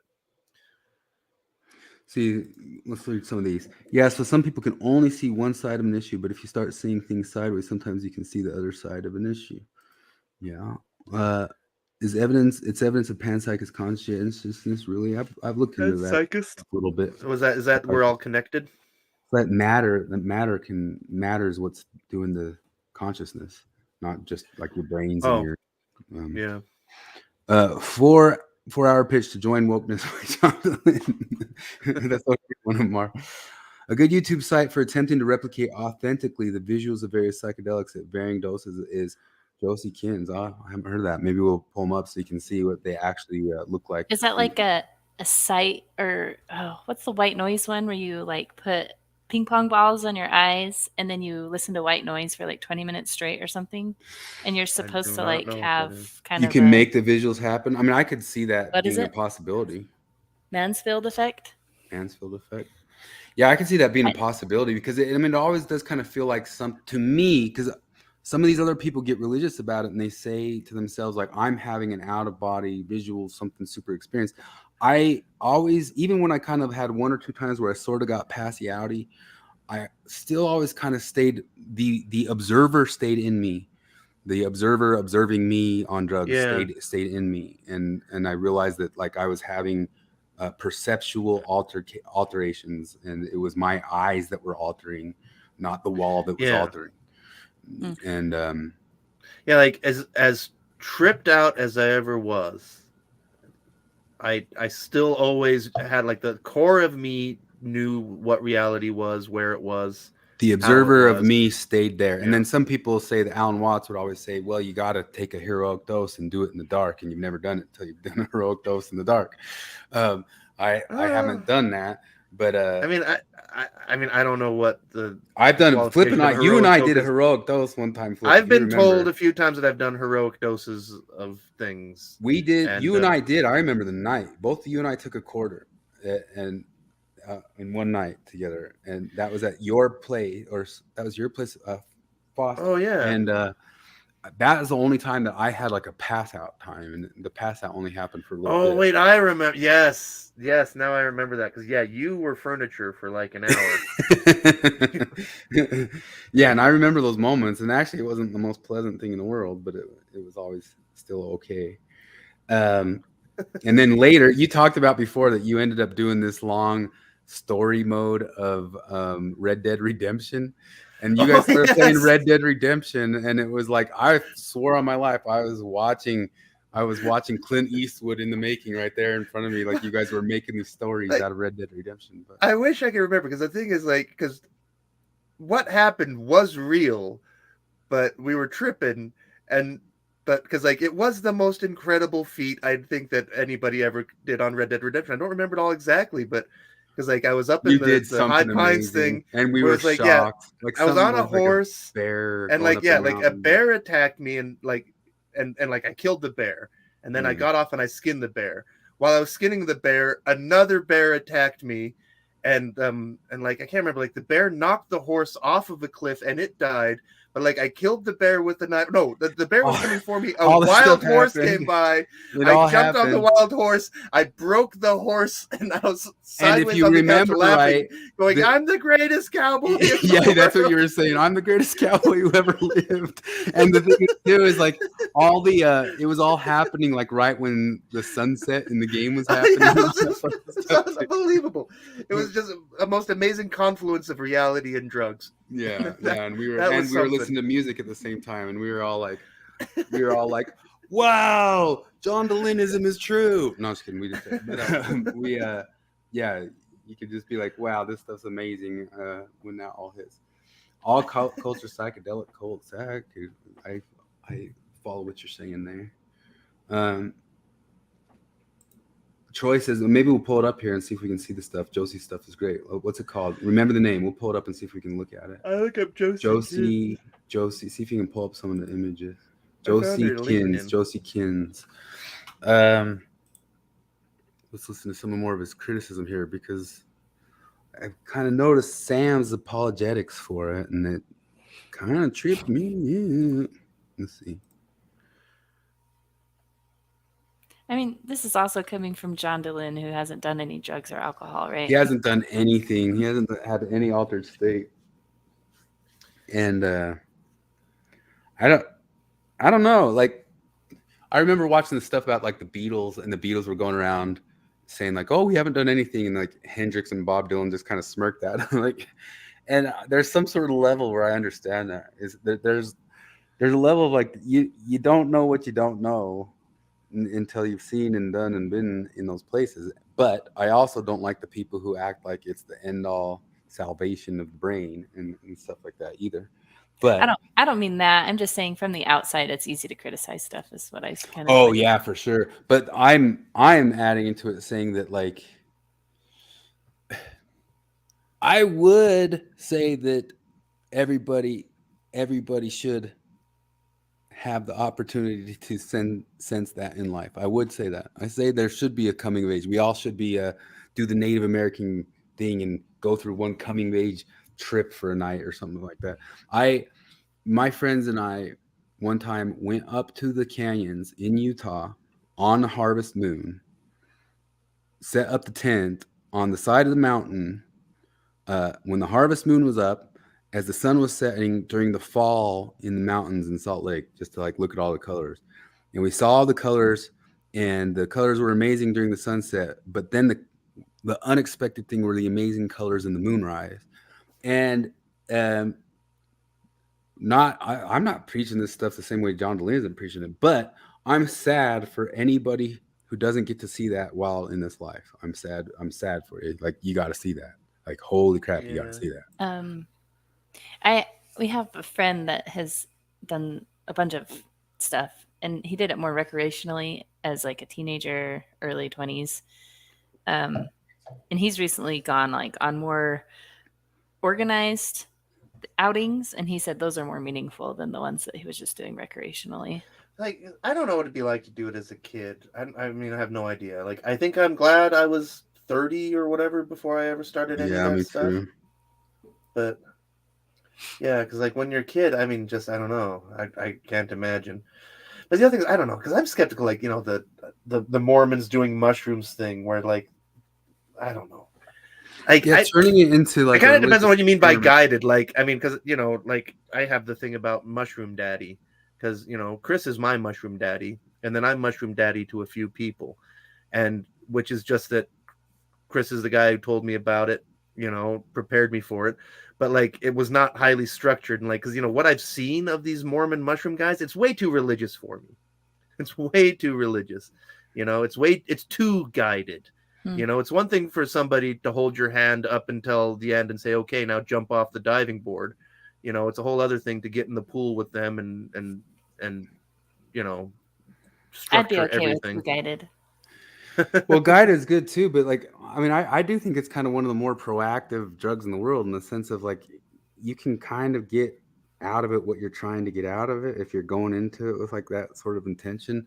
But yeah, I almost kind of think like people, I mean, it's not a party drug, so don't like think you're going into it like, hey, we're gonna party, but maybe try to go at it like, hey, I'm gonna have some fun. It doesn't have to be like, I'm going to do the Homer Simpson meet my soulmate.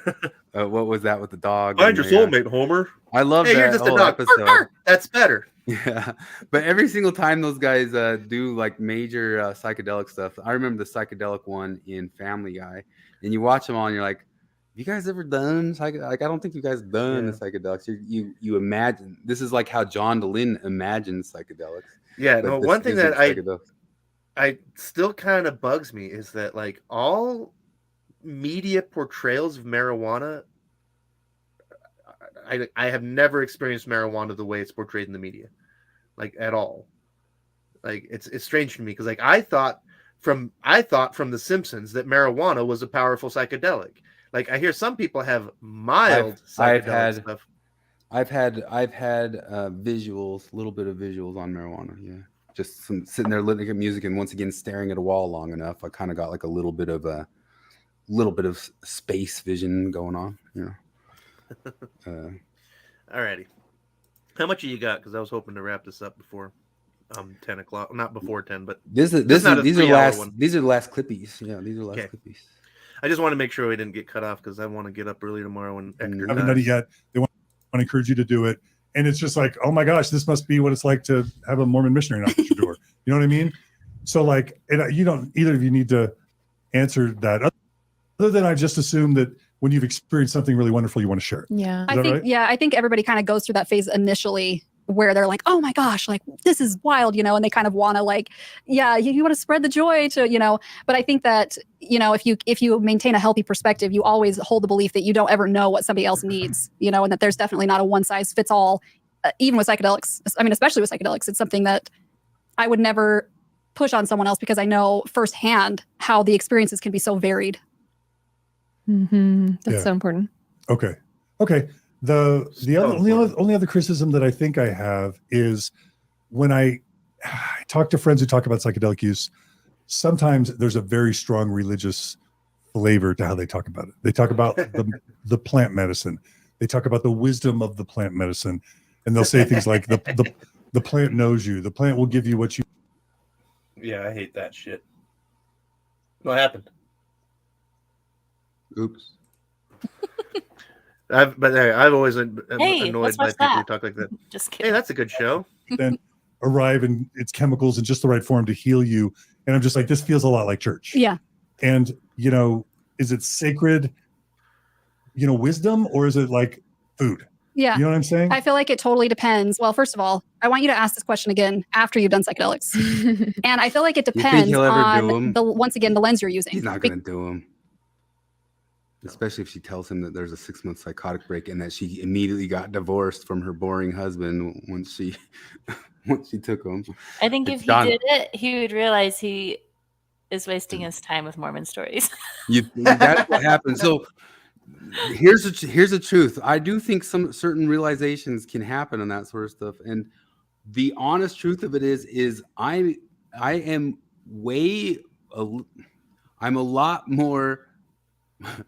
a lot less of the lefty type since the mushrooms, and that's opposite of what these guys think it should be or should have happened. I have a friend who still told me exactly that because, like, in the middle, like he was a poli-sci grad, he got a poli-sci degree, graduated like 2000, and like in the early 2000s was a leftist activist. Like went out, did the demonstrations, picketing, all that crap. And he told me it was mushrooms that got him out of political activism. Yeah, because one things that it does make you do is kind of realize where you're lying to yourself or like telling yourself some bullshit. And, like, I think that sort of happens, you know. And I mean, maybe she was lying to herself that she just wasn't crazy about her husband, but I think she didn't go into detail about that, so we're just speculating. But at the same time, too, is like you got little kids and you say you're best friends. There's some sort of like traditionalist in me that kind of says you gotta tough that out for a bit if it's not like abusive. That's what I think. I don't know. But Yeah. No, I have the I same agree thing. with Dr. Like, Laura as well. Dr. well, Laura. no, like I mean, I am part of my Dr. problem Shaman with- Laura. I'll change it into that. I mean, like part of my issue is just that like the marriage vows, like don't say it if you don't mean it. Like if Kind of like the temple ones. Well, kind of. But I just mean it's like, you know, if don't say till death do us part. Like say like, well, I'm gonna marry you and lessen until I decide that you're boring and I'm not into it anymore. Like if that's the vow, then okay. But the vow was no, we're gonna stick this out. That's what a vow is, you know. And like if you just walk away from it because you're like, I'm just not into it anymore. Like, well, you know, and like it bothers me that people don't take that seriously. Like, stop having the wedding if you're not gonna actually go through with all the shit you say. Or you can just marry a really cool guy. Oh, I tried to do that. He said no.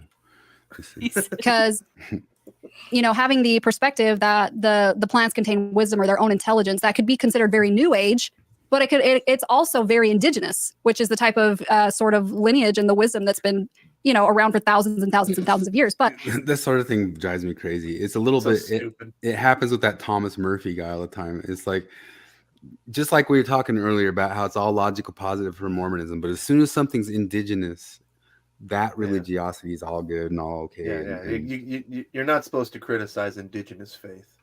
So silly. it's not something that has to resonate with you. You know, it's like if you love the idea that you're connecting with the plant and that it's teaching you things and whatever, then that's beautiful. Like hold that narrative. But if you hate that idea, then fully take like a psychological sort of like approach to your own consciousness, your own psyche. What am I opening up to in myself? How is this, you know, affecting my relationship with the self rather than necessarily having to take that more spiritual lens to it, which I feel like I could see how a lot of ex-Mormons would be really put off by that idea. And also sometimes it's just language, like that there's language that people will use that to an outsider might sound really woo-woo, that maybe if you actually ask this person to sort of break it down, it maybe isn't as woo-woo as you think, you know, like so part of this is like, I mean, I can understand taking religiosity this way if people are getting zealous about religiosity. It's just all of this stuff, like how empirically driven to tell people like, no, truth is truth is truth, or how much you're going to let stuff flow.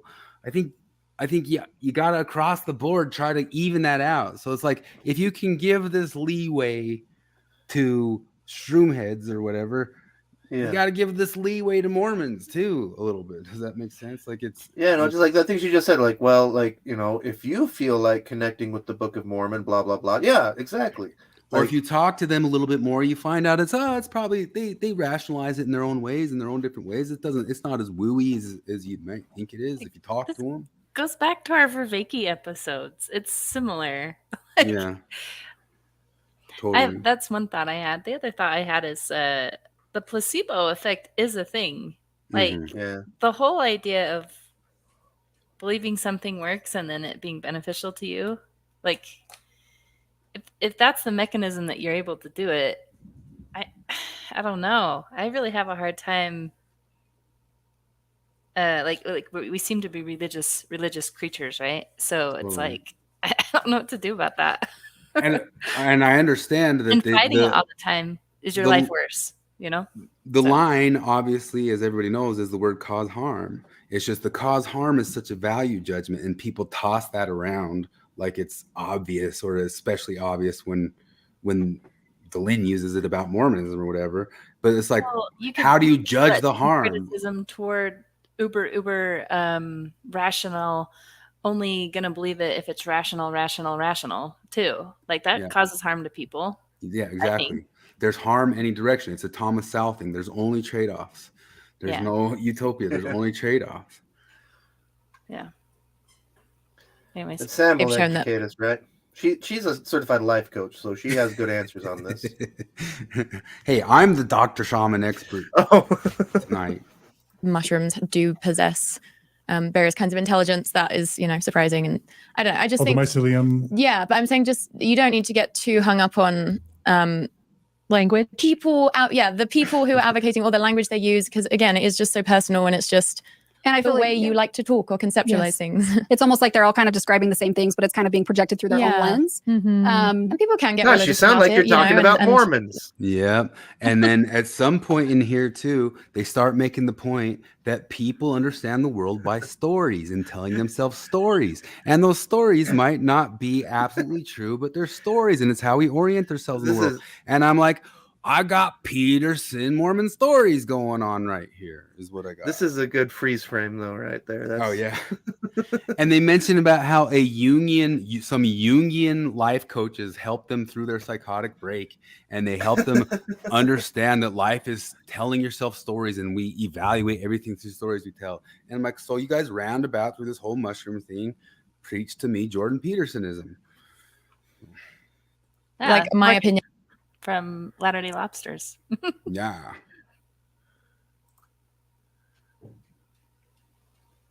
Yes, divorce queen, Jared.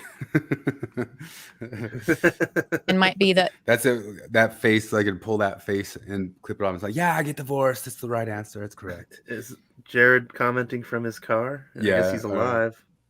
Yeah, Jared's trying to drive here through the snowy snow. it would be good for He comes from the land of the ice. them to have a little extra dose of skepticism there, or like have a bit more of a sense of humor about it, or like maybe hold something a bit more lightly. But at the end of the day, people are just doing what they can, Yeah. People, there's always going to be personalities that are going to be more intense, or I feel like I was very much in that. We can all meet in this shroomy world of saying, but hey, wait a minute, we got to take all the mysticism kind of at the same level and evaluate it the same way. It's like let's all kind of try to get even instead of like picking and choosing like what mysticism is okay, what isn't. And I'm not advocating of going pure skepticism, but there is a level of like saying if you're going to be hardcore skeptic, you got to go all the way with all the other things. Yeah. Or if you're going to like allow this person's phenomenology, we got to allow this person's. But like that's just the area where I think there's just kind of got to be balance in the world of really deciphering what's harm and what isn't, and letting people play their mind games or build their sandcastles in their head if they really aren't causing harm. But what do we define that as harm or not as? But well, that's the whole realm we've been playing with, Marty, right? Of just trying to figure out what the crap is what's the right, how do we get the porridge just right, And I don't think we know how. I think that's why the religions they kind of do it for you. We don't know how, and anybody like we're reviewing Vervaeke for this exact reason, but we think Vervaeke's maybe is kind of prepped up as can be of like, I'm prepping all the things to think of all the possibilities, and it's still just kind of like I don't think you're going to be able to do it just by deciding you're going to do it.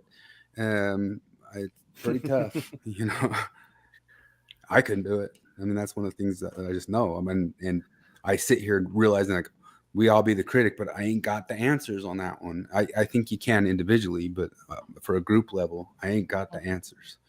Ain't got it. Position that you're in when I started going to my integration coaches, because I was like, I don't want you talking to me about spirits. I don't want you talking to me about some sort of just Jung. And you talk about Jung and you start talking about archetypes, which those archetypes really are kind of large shroomy spirits that exist in the world. What the fuck is an integration coach? That's those Jungian coaches that helped her with her psychotic split. But at the same time, how do you get credentialed in that? I'll send you my credential after this, and you can put your name. Integration coach. Yeah, they say there's people who are like official integration coaches who help to not get psychotic splits. I'm like, well, what sort of credentials are needed there? I need to like triple Dan McClellan degrees to be able to do that. divinity and all this, like, no. And so the two people that I worked with primarily were both Jungian psychology based. And so their perspective was all about the self. It was like, okay, this is about the psyche. This is about symbolism. This is about what you're being opened up to in your own consciousness and your own awareness. And that very much resonated with me because it felt spiritual, but not in relation to anything else. It was just like my own relationship to myself. So you might like that. Yeah. Well, when I express, but Jungian archetypes and Jungian view is about collective, shared archetypal visions of symbolism. Like, I don't know. My criticisms, it's not from a place of judgment or mean-spiritedness. It's just to say something. I say that for the Mormons. I guess I think if I have any trauma, I think I probably have some religious trauma or some trauma coming out of my religious experience with Mormonism. As much as I love and have loved and I'm grateful for so much of my experiences, I think I have some spiritual or religious trauma. And so anything that even smells a little bit like that kind of triggers me. Some people don't like that trigger language, but sounding super. He could have just said he has a hard time trusting again. Like, that's my issue too. Mm-hmm. Like, I have a hard time trusting John Vervaeke even. I'm like, I think he's well-intended, but I'm just like, I don't know that I want to be in. Yeah, intentions have, especially when it comes to like group organizing, intentions ain't got nothing to do with it. Like, what's love got to do with it? What's intentions got to do with it? That stuff runs wild on its own.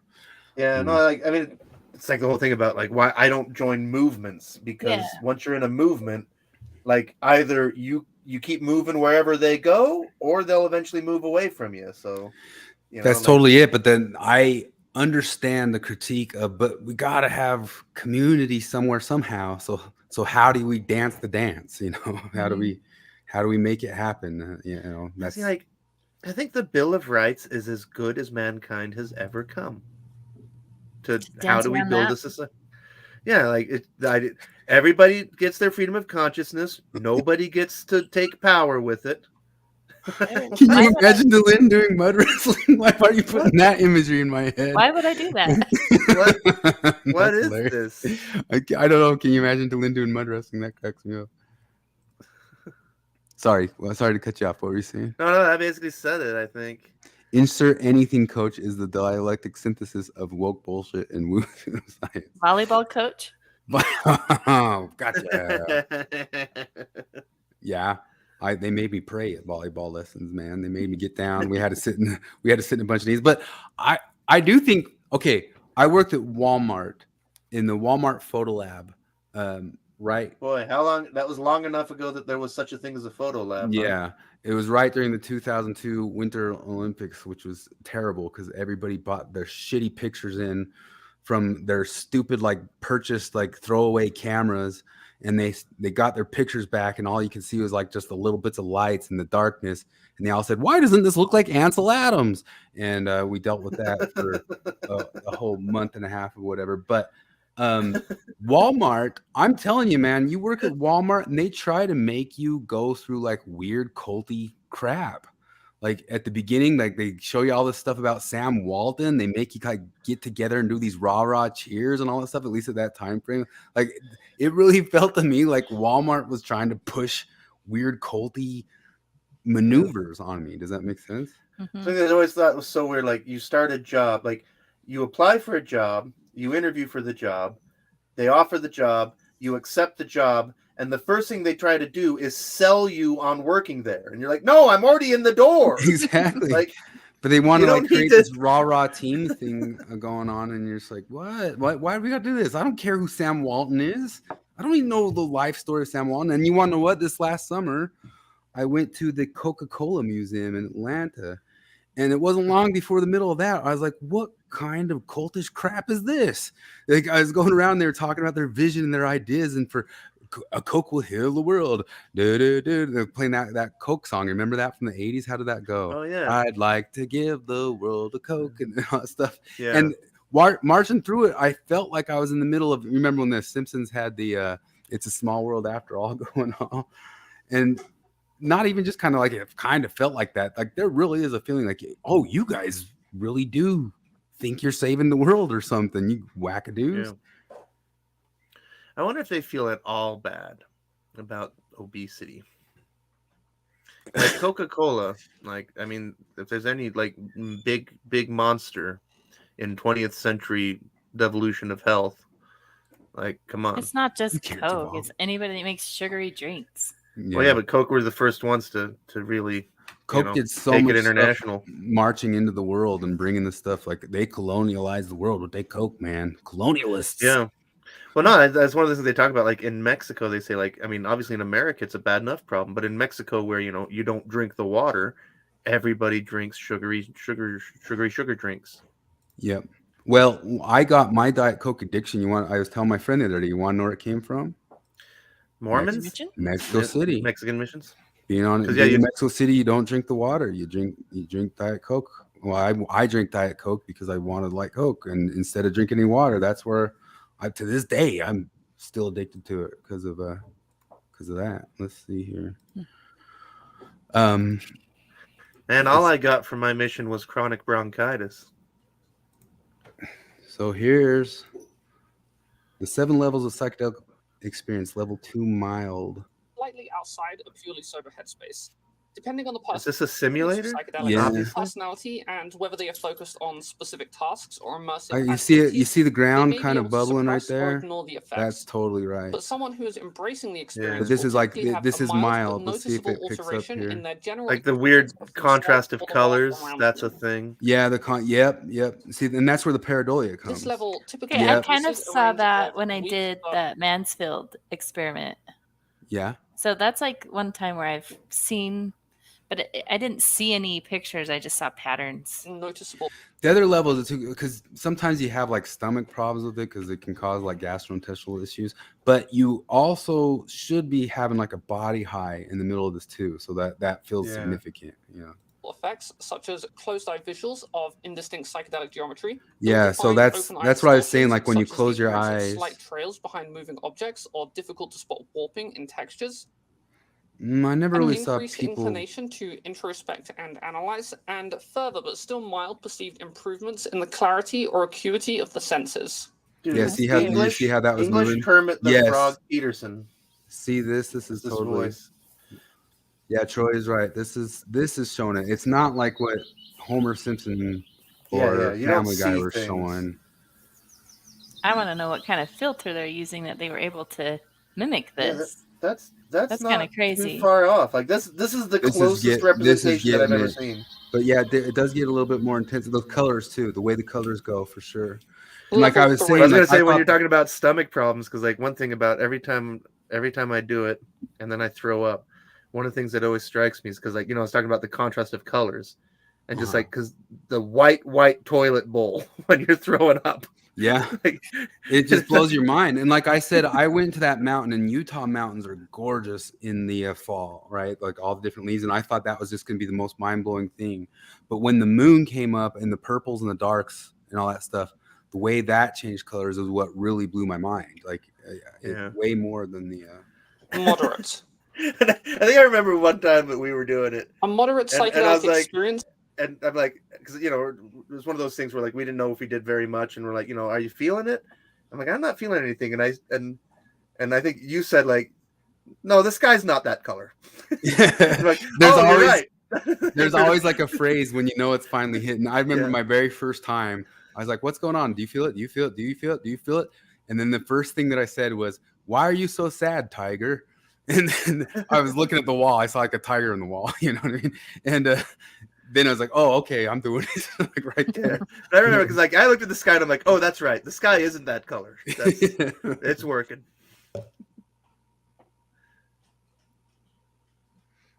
Yeah. Yeah, that's. So you see like there's something like a circle right there, like, and that's some sort of thing that you could see some pareidolia in. Yeah. Yeah, that breathing.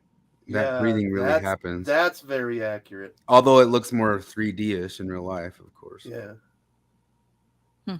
What's going on here? I don't even see anything going on there.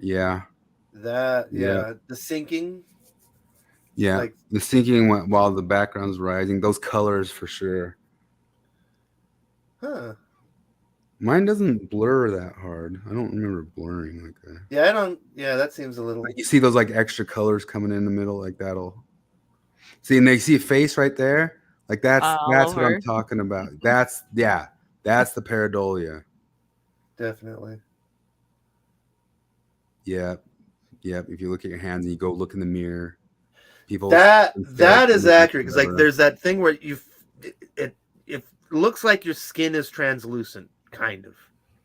That is very accurate.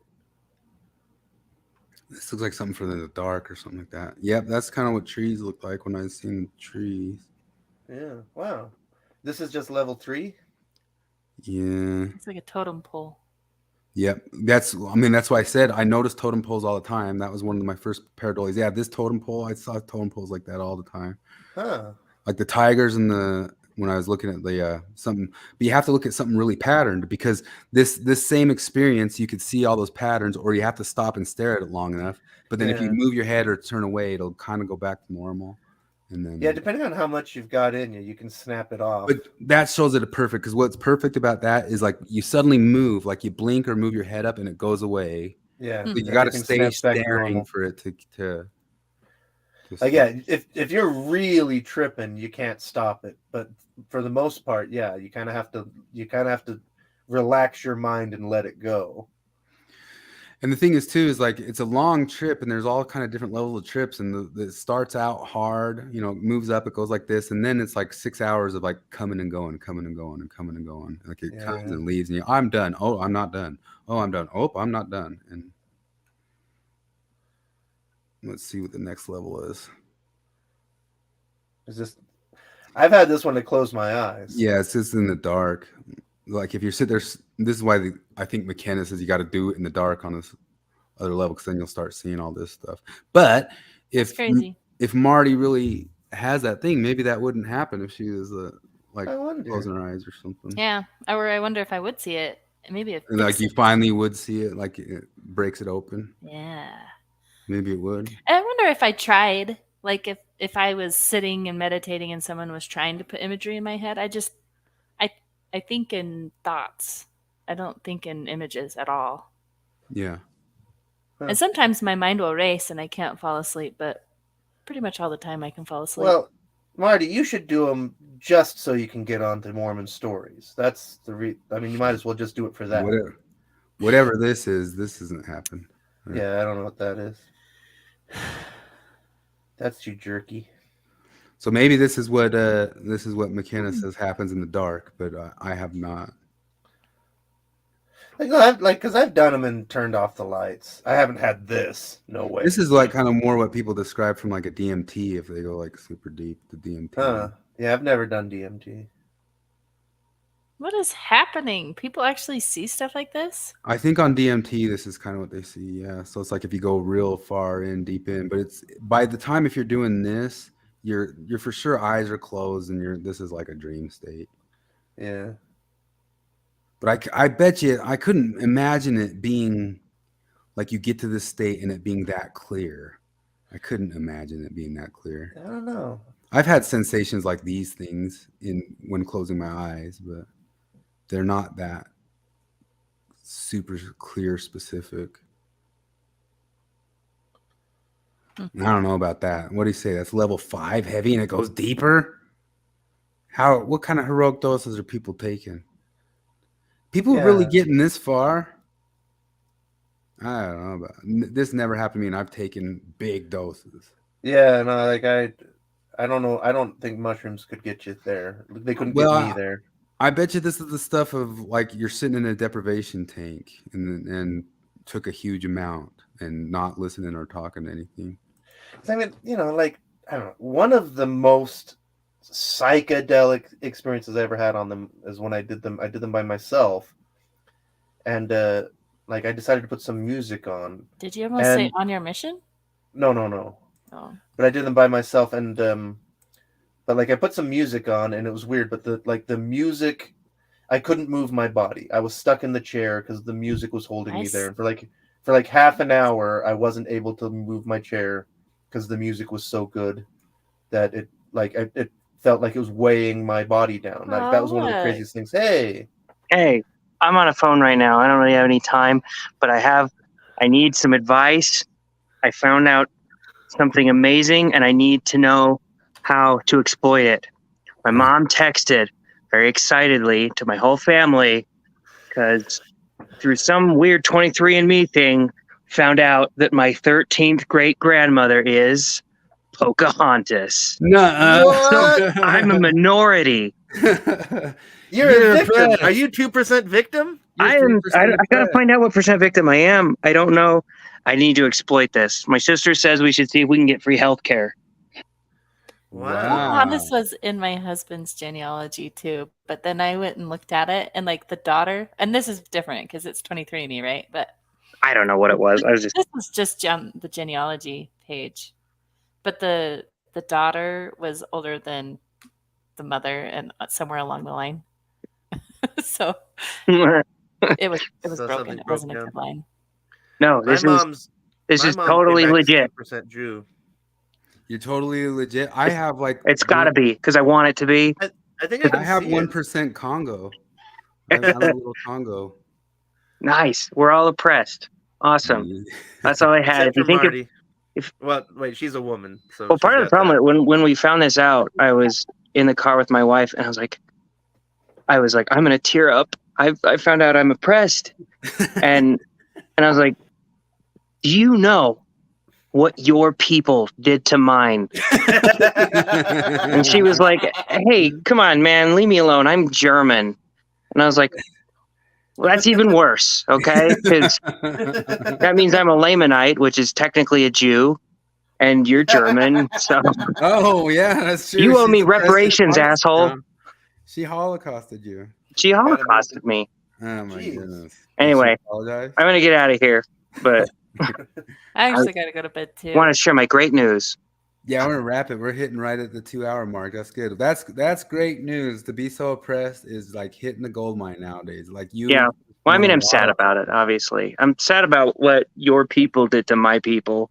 I meant a lotto ticket of sadness is what I meant. A lotto ticket of sadness. Yeah. No, it's a bad thing. I miss thinking that I had white privilege. Like now what are you gonna do now that you don't get what you want everywhere you go on the virtue of your whiteness? Yeah, it's sad because I'm oppressed sexually and because I had been harangued by like what's nice is like now you have ask people about their birth certificates, but when I met you, I was like, he doesn't pass. He's not white passing. Yeah, like now you understand. Dillahunty told me that I can't ask for your birth certificate, so I never did. Every time somebody's shitty to you, now you know why. Now you understand what was happening. Because like before, you're just like, was I an asshole? Did I deserve that? But now you don't know. Yeah, you did nothing wrong. People aren't that big of dickheads in this world. They're amazing to us, and you've been getting the dickhead treatment this whole time, and you didn't even know why. Man, Troy was an Imagineer. I don't know, because I mean, Troy did so much video games. I bet you if he worked with Disney, it was probably in the video game aspect of it. Did you work in video games for Disney, Troy?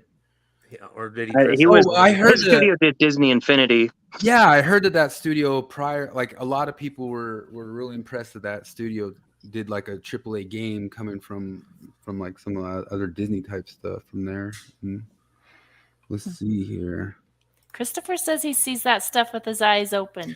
Yeah, but Christopher's not I don't want to throw him in a bus, but I know Shroom's not his cup of tea.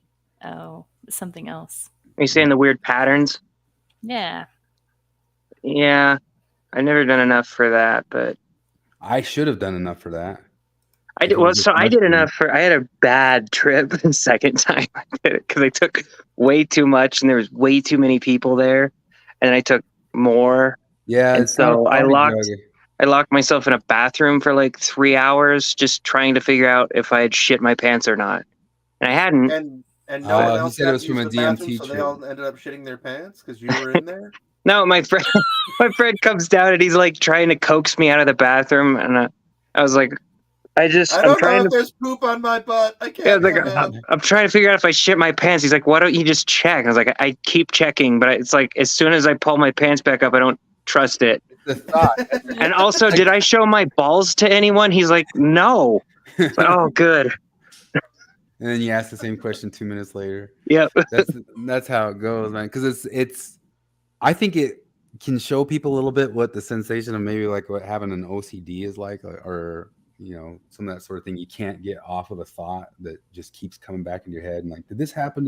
Or am I doing this? Let's see here. Christopher said that DMT is what got him to those supersonic visuals, and that's what I've heard about DMT too. Hey, man, I gotta get out of here, guys. All right, later. See ya. Glad you drove safe in that snow. Yep. Yeah, I gotta go too. We're wrapping, but let's see. We're just going through the last comments and we'll wrap it. The thing to remember is that all this sort of thing can also be happening to your other senses and your thoughts. It is not like putting on a VR headset. Yeah, for sure. There's so much more going on than just the visuals. And for me, my favorite part of it is, like, I don't like marijuana because I can't control my thoughts. There's too many thoughts coming in. But shrooms are the opposite. Shrooms are, I can go with this thought all the way to the end of the universe with this thought. And I've said for a long time that, like, if Chris Han and I were passengers in some bush plane flying over Alaska, and the pilot has a heart attack, and somebody's got to put the headphones on and talk to air traffic control and get talked down. If we both smoked a lot of pot, I'm taking control. I'll talk us down. If we both took a bunch of mushrooms, he's taking the headset. Well, that's one of the mistakes that I made. And a bunch of people have given me weed thinking it's gonna work on them, like app on them, and I just like crashed, like, oh, that's not working for me. But I took mushrooms and I walked around Las Vegas on it, and it was awesome. Like, walked around the whole strip, like, whoa, this is trippy. Well, look at the piggies, and everything was cool. And one of those guys on his first trip was like, this is so fun and funny. Watch this. Let's do this in Vegas. And I am a dipshit. I should have my Dr. Shaman credentials taken away for that. Do not take somebody on their first trip in Vegas. Do not do that. Don't do a Fear and Loathing in Las Vegas. Yeah, because like, I'd like to try that. Like, I mean, that sounds like the only way I'd like to do Vegas at this point. This Christopher's got Helen Keller in there. Wow. Have you seen people talk about the conspiracy theory that Helen Keller actually couldn't really communicate with anybody? It was all invented up by her caretaker lady. Let's see here. Yeah, that's a rabbit hole of conspiracy to go down. I worked for Avalanche Software. We did lots of Disney games. Yeah. Those were part. That's a good one right there. Good seeing you guys. Fun Mormon fact about Avalanche Studio: Kristen May Yee, second counselor, General Society, worked there. Hiram Osmond. Wow, creator of Olaf and Frozen did too. Of the Osmonds? He created Olaf? Well, I thought that was Josh Gad, or that's the voice, right? Yeah, I wonder if that's one of the Osmonds. One of those Osmonds kids was on our mission, and we were in Mexico City, and the Osmonds would come down and visit him all the time, and he got to go see his family all the time. And the rest of us low-class people were just like, we can't even call home, and the mail system doesn't work, and my family hasn't heard from me for 6 months. Shut up, peasant. Let's see. Shrooms takes a lot for that, like a lot in the right setting. Yeah, I'm telling you, a quarter. I took a quarter. The flip is there. I took a quarter. That's a lot for one person, and it didn't go that far. I mean, I got past the outing. But yeah, it's weird how it's all sneaky. Ever since I was a kid, maybe I'm the only guy who thinks this is funny, but I always wanted to make, like, if somebody makes the biopic of the Osmond family, I want it to be called Teeth. Doesn't just Donnie Marie have the best teeth, and the rest of them are all kind of normal, and that's almost why Donnie Marie hit huge, is just teeth. Oh, you know what? Did I ever tell this story? I don't know if this will be that good of a story because my uncle tells it better. But my uncle was a peon, like, I don't know what it's called, the stage, not even stage guy. He's production, like the lowest end of a production guy on the Donnie Osmond and Marie show back in the 70s. And he tells this story about how, because he was the lowest guy on the totem pole, and he was there one day when they had Raquel Welch in, and she was in a recording studio to sing something. They needed to record her singing something for the show. And Raquel Welch was apparently like not doing a good job, and it was going badly, and like the whole thing was going long. And my uncle said, like, they'd been there for 12 hours already. And at one point, Raquel Welch, kind of had a fit and stormed out of the booth, kind of a diva thing. And because, she was in one of those little isolated recording booths. And, Raquel Welch storms off. And so like the production people and the directors and all the people follow after her. And my uncle finds himself, alone in the studio. And the way he describes it, he's like, it's 12 hours of eating nothing but beef jerky and stuff. And so he went into the little recording booth and released a gigantic fart. And he said he watched as so Raquel Welch comes back and they talk her into it, and she goes in, closes the door, and she puts on her headsets and goes like this. And he can't hear anything because it's an isolated booth. And he said that he had to go into a broom closet and laugh for 45 minutes. So just for my last little anecdote before going, this is in the Bellagio, the ceiling of the Bellagio. Oh, yeah. And what I did is I took mushrooms and I went over to this and sat on the couches and stared up at the Bellagio for hours and hours. You're But I probably thought only one that- of 15 people doing that at that moment. Yeah, but I thought it'd be a great idea to take some other guy on his first trip to go do that. And that was stupid Chris being stupid. Do not be stupid like stupid Dr. Shaman Chris. But anyway, we're not endorsing All right. drugs, nor have we ever done them. This was all hypothetical and a lie. For entertainment purposes only. Yeah. Thanks for popping on. Probably has internalized misogyny for being here and has done more drugs than Sam Shelley. So you're a better life coach too. And I lost my credentials for the thing I did to that guy. I'm no longer a doctor. Disbarred. Disbarred. Oh yeah, what is I like that in England. Like if a doctor loses their license, it's called struck off. Yeah, I'm struck off. I'm struck off. I lose the shroom thing. I lose all credibility. I'm no longer a life coach, guys. I'm out. It's over. All righty. Thanks for tonight, y'all. Do you think anybody will say anything stupid in the next week that we can talk about on Thursday? Nope. Oh, We're okay. done. It's over. It's dried up. This will be the week that we've got nothing to say. Wokeism's over, and the whole shroom stuff. Mormon Stories is going to just be kind of more even keel. I do have. I think people are getting sick of it. Yeah. I think they're getting sick of both sides being kind of crazy. Yeah. There's Connie. Well, then we'll have to talk about Nashville instead. Well, I had a. What Well, now time? that you're trying to get off, Oh, I you did a didn't say it. practice circle that was left extremism. When does the left go too far? It was really good. Oh, and everybody. Did anybody Everybody pretty much comp to agreed it? that like we need to all get along. Look at this. I wanted to show everybody this real quick before I left. I'm still in this thunder, but Jonathan Streeter made a Yu-Gi-Oh card for Dan McClellan. His Yu-Gi-Oh card for his rhetorical prophylaxis. When your opponent makes a legitimate argument that undermines your own assertions, accuse them of using ideas as a shield for their own ignorance without actually addressing their arguments, you win the match. Dang McCanyon. John Streeter is a genius. Oh, I hope he tweeted that to him. He's probably blocked anyway. This is the first time it's probably getting out there, but what you gonna do? That's wonderful. That's Anyway, absolutely perfect. I think, just like Marty, I think it's turned a corner publicly, and now my only worry is that it did not turn a corner policy-wise. Like, yeah. Well, so I guess this was my view of it, because most of the people that go to those circles are kind of on the left side of politics, or at least more left than I am, and they'll say it as long as they can say the right is too, which it is. I mean, yeah, it is. Yeah. I watched a funny video. I'll share it with you guys.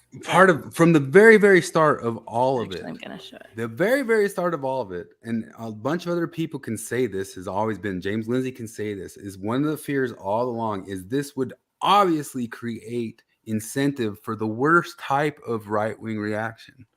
Yeah. Like that's half of the whole point of knock it off, you guys. Like you're gonna cause the reaction. Yeah. Drag Floyd. The Hitler thing was a reaction to Weimar Germany, you know. You had the sign. Pinochet was a reaction to communism. Mm-hmm.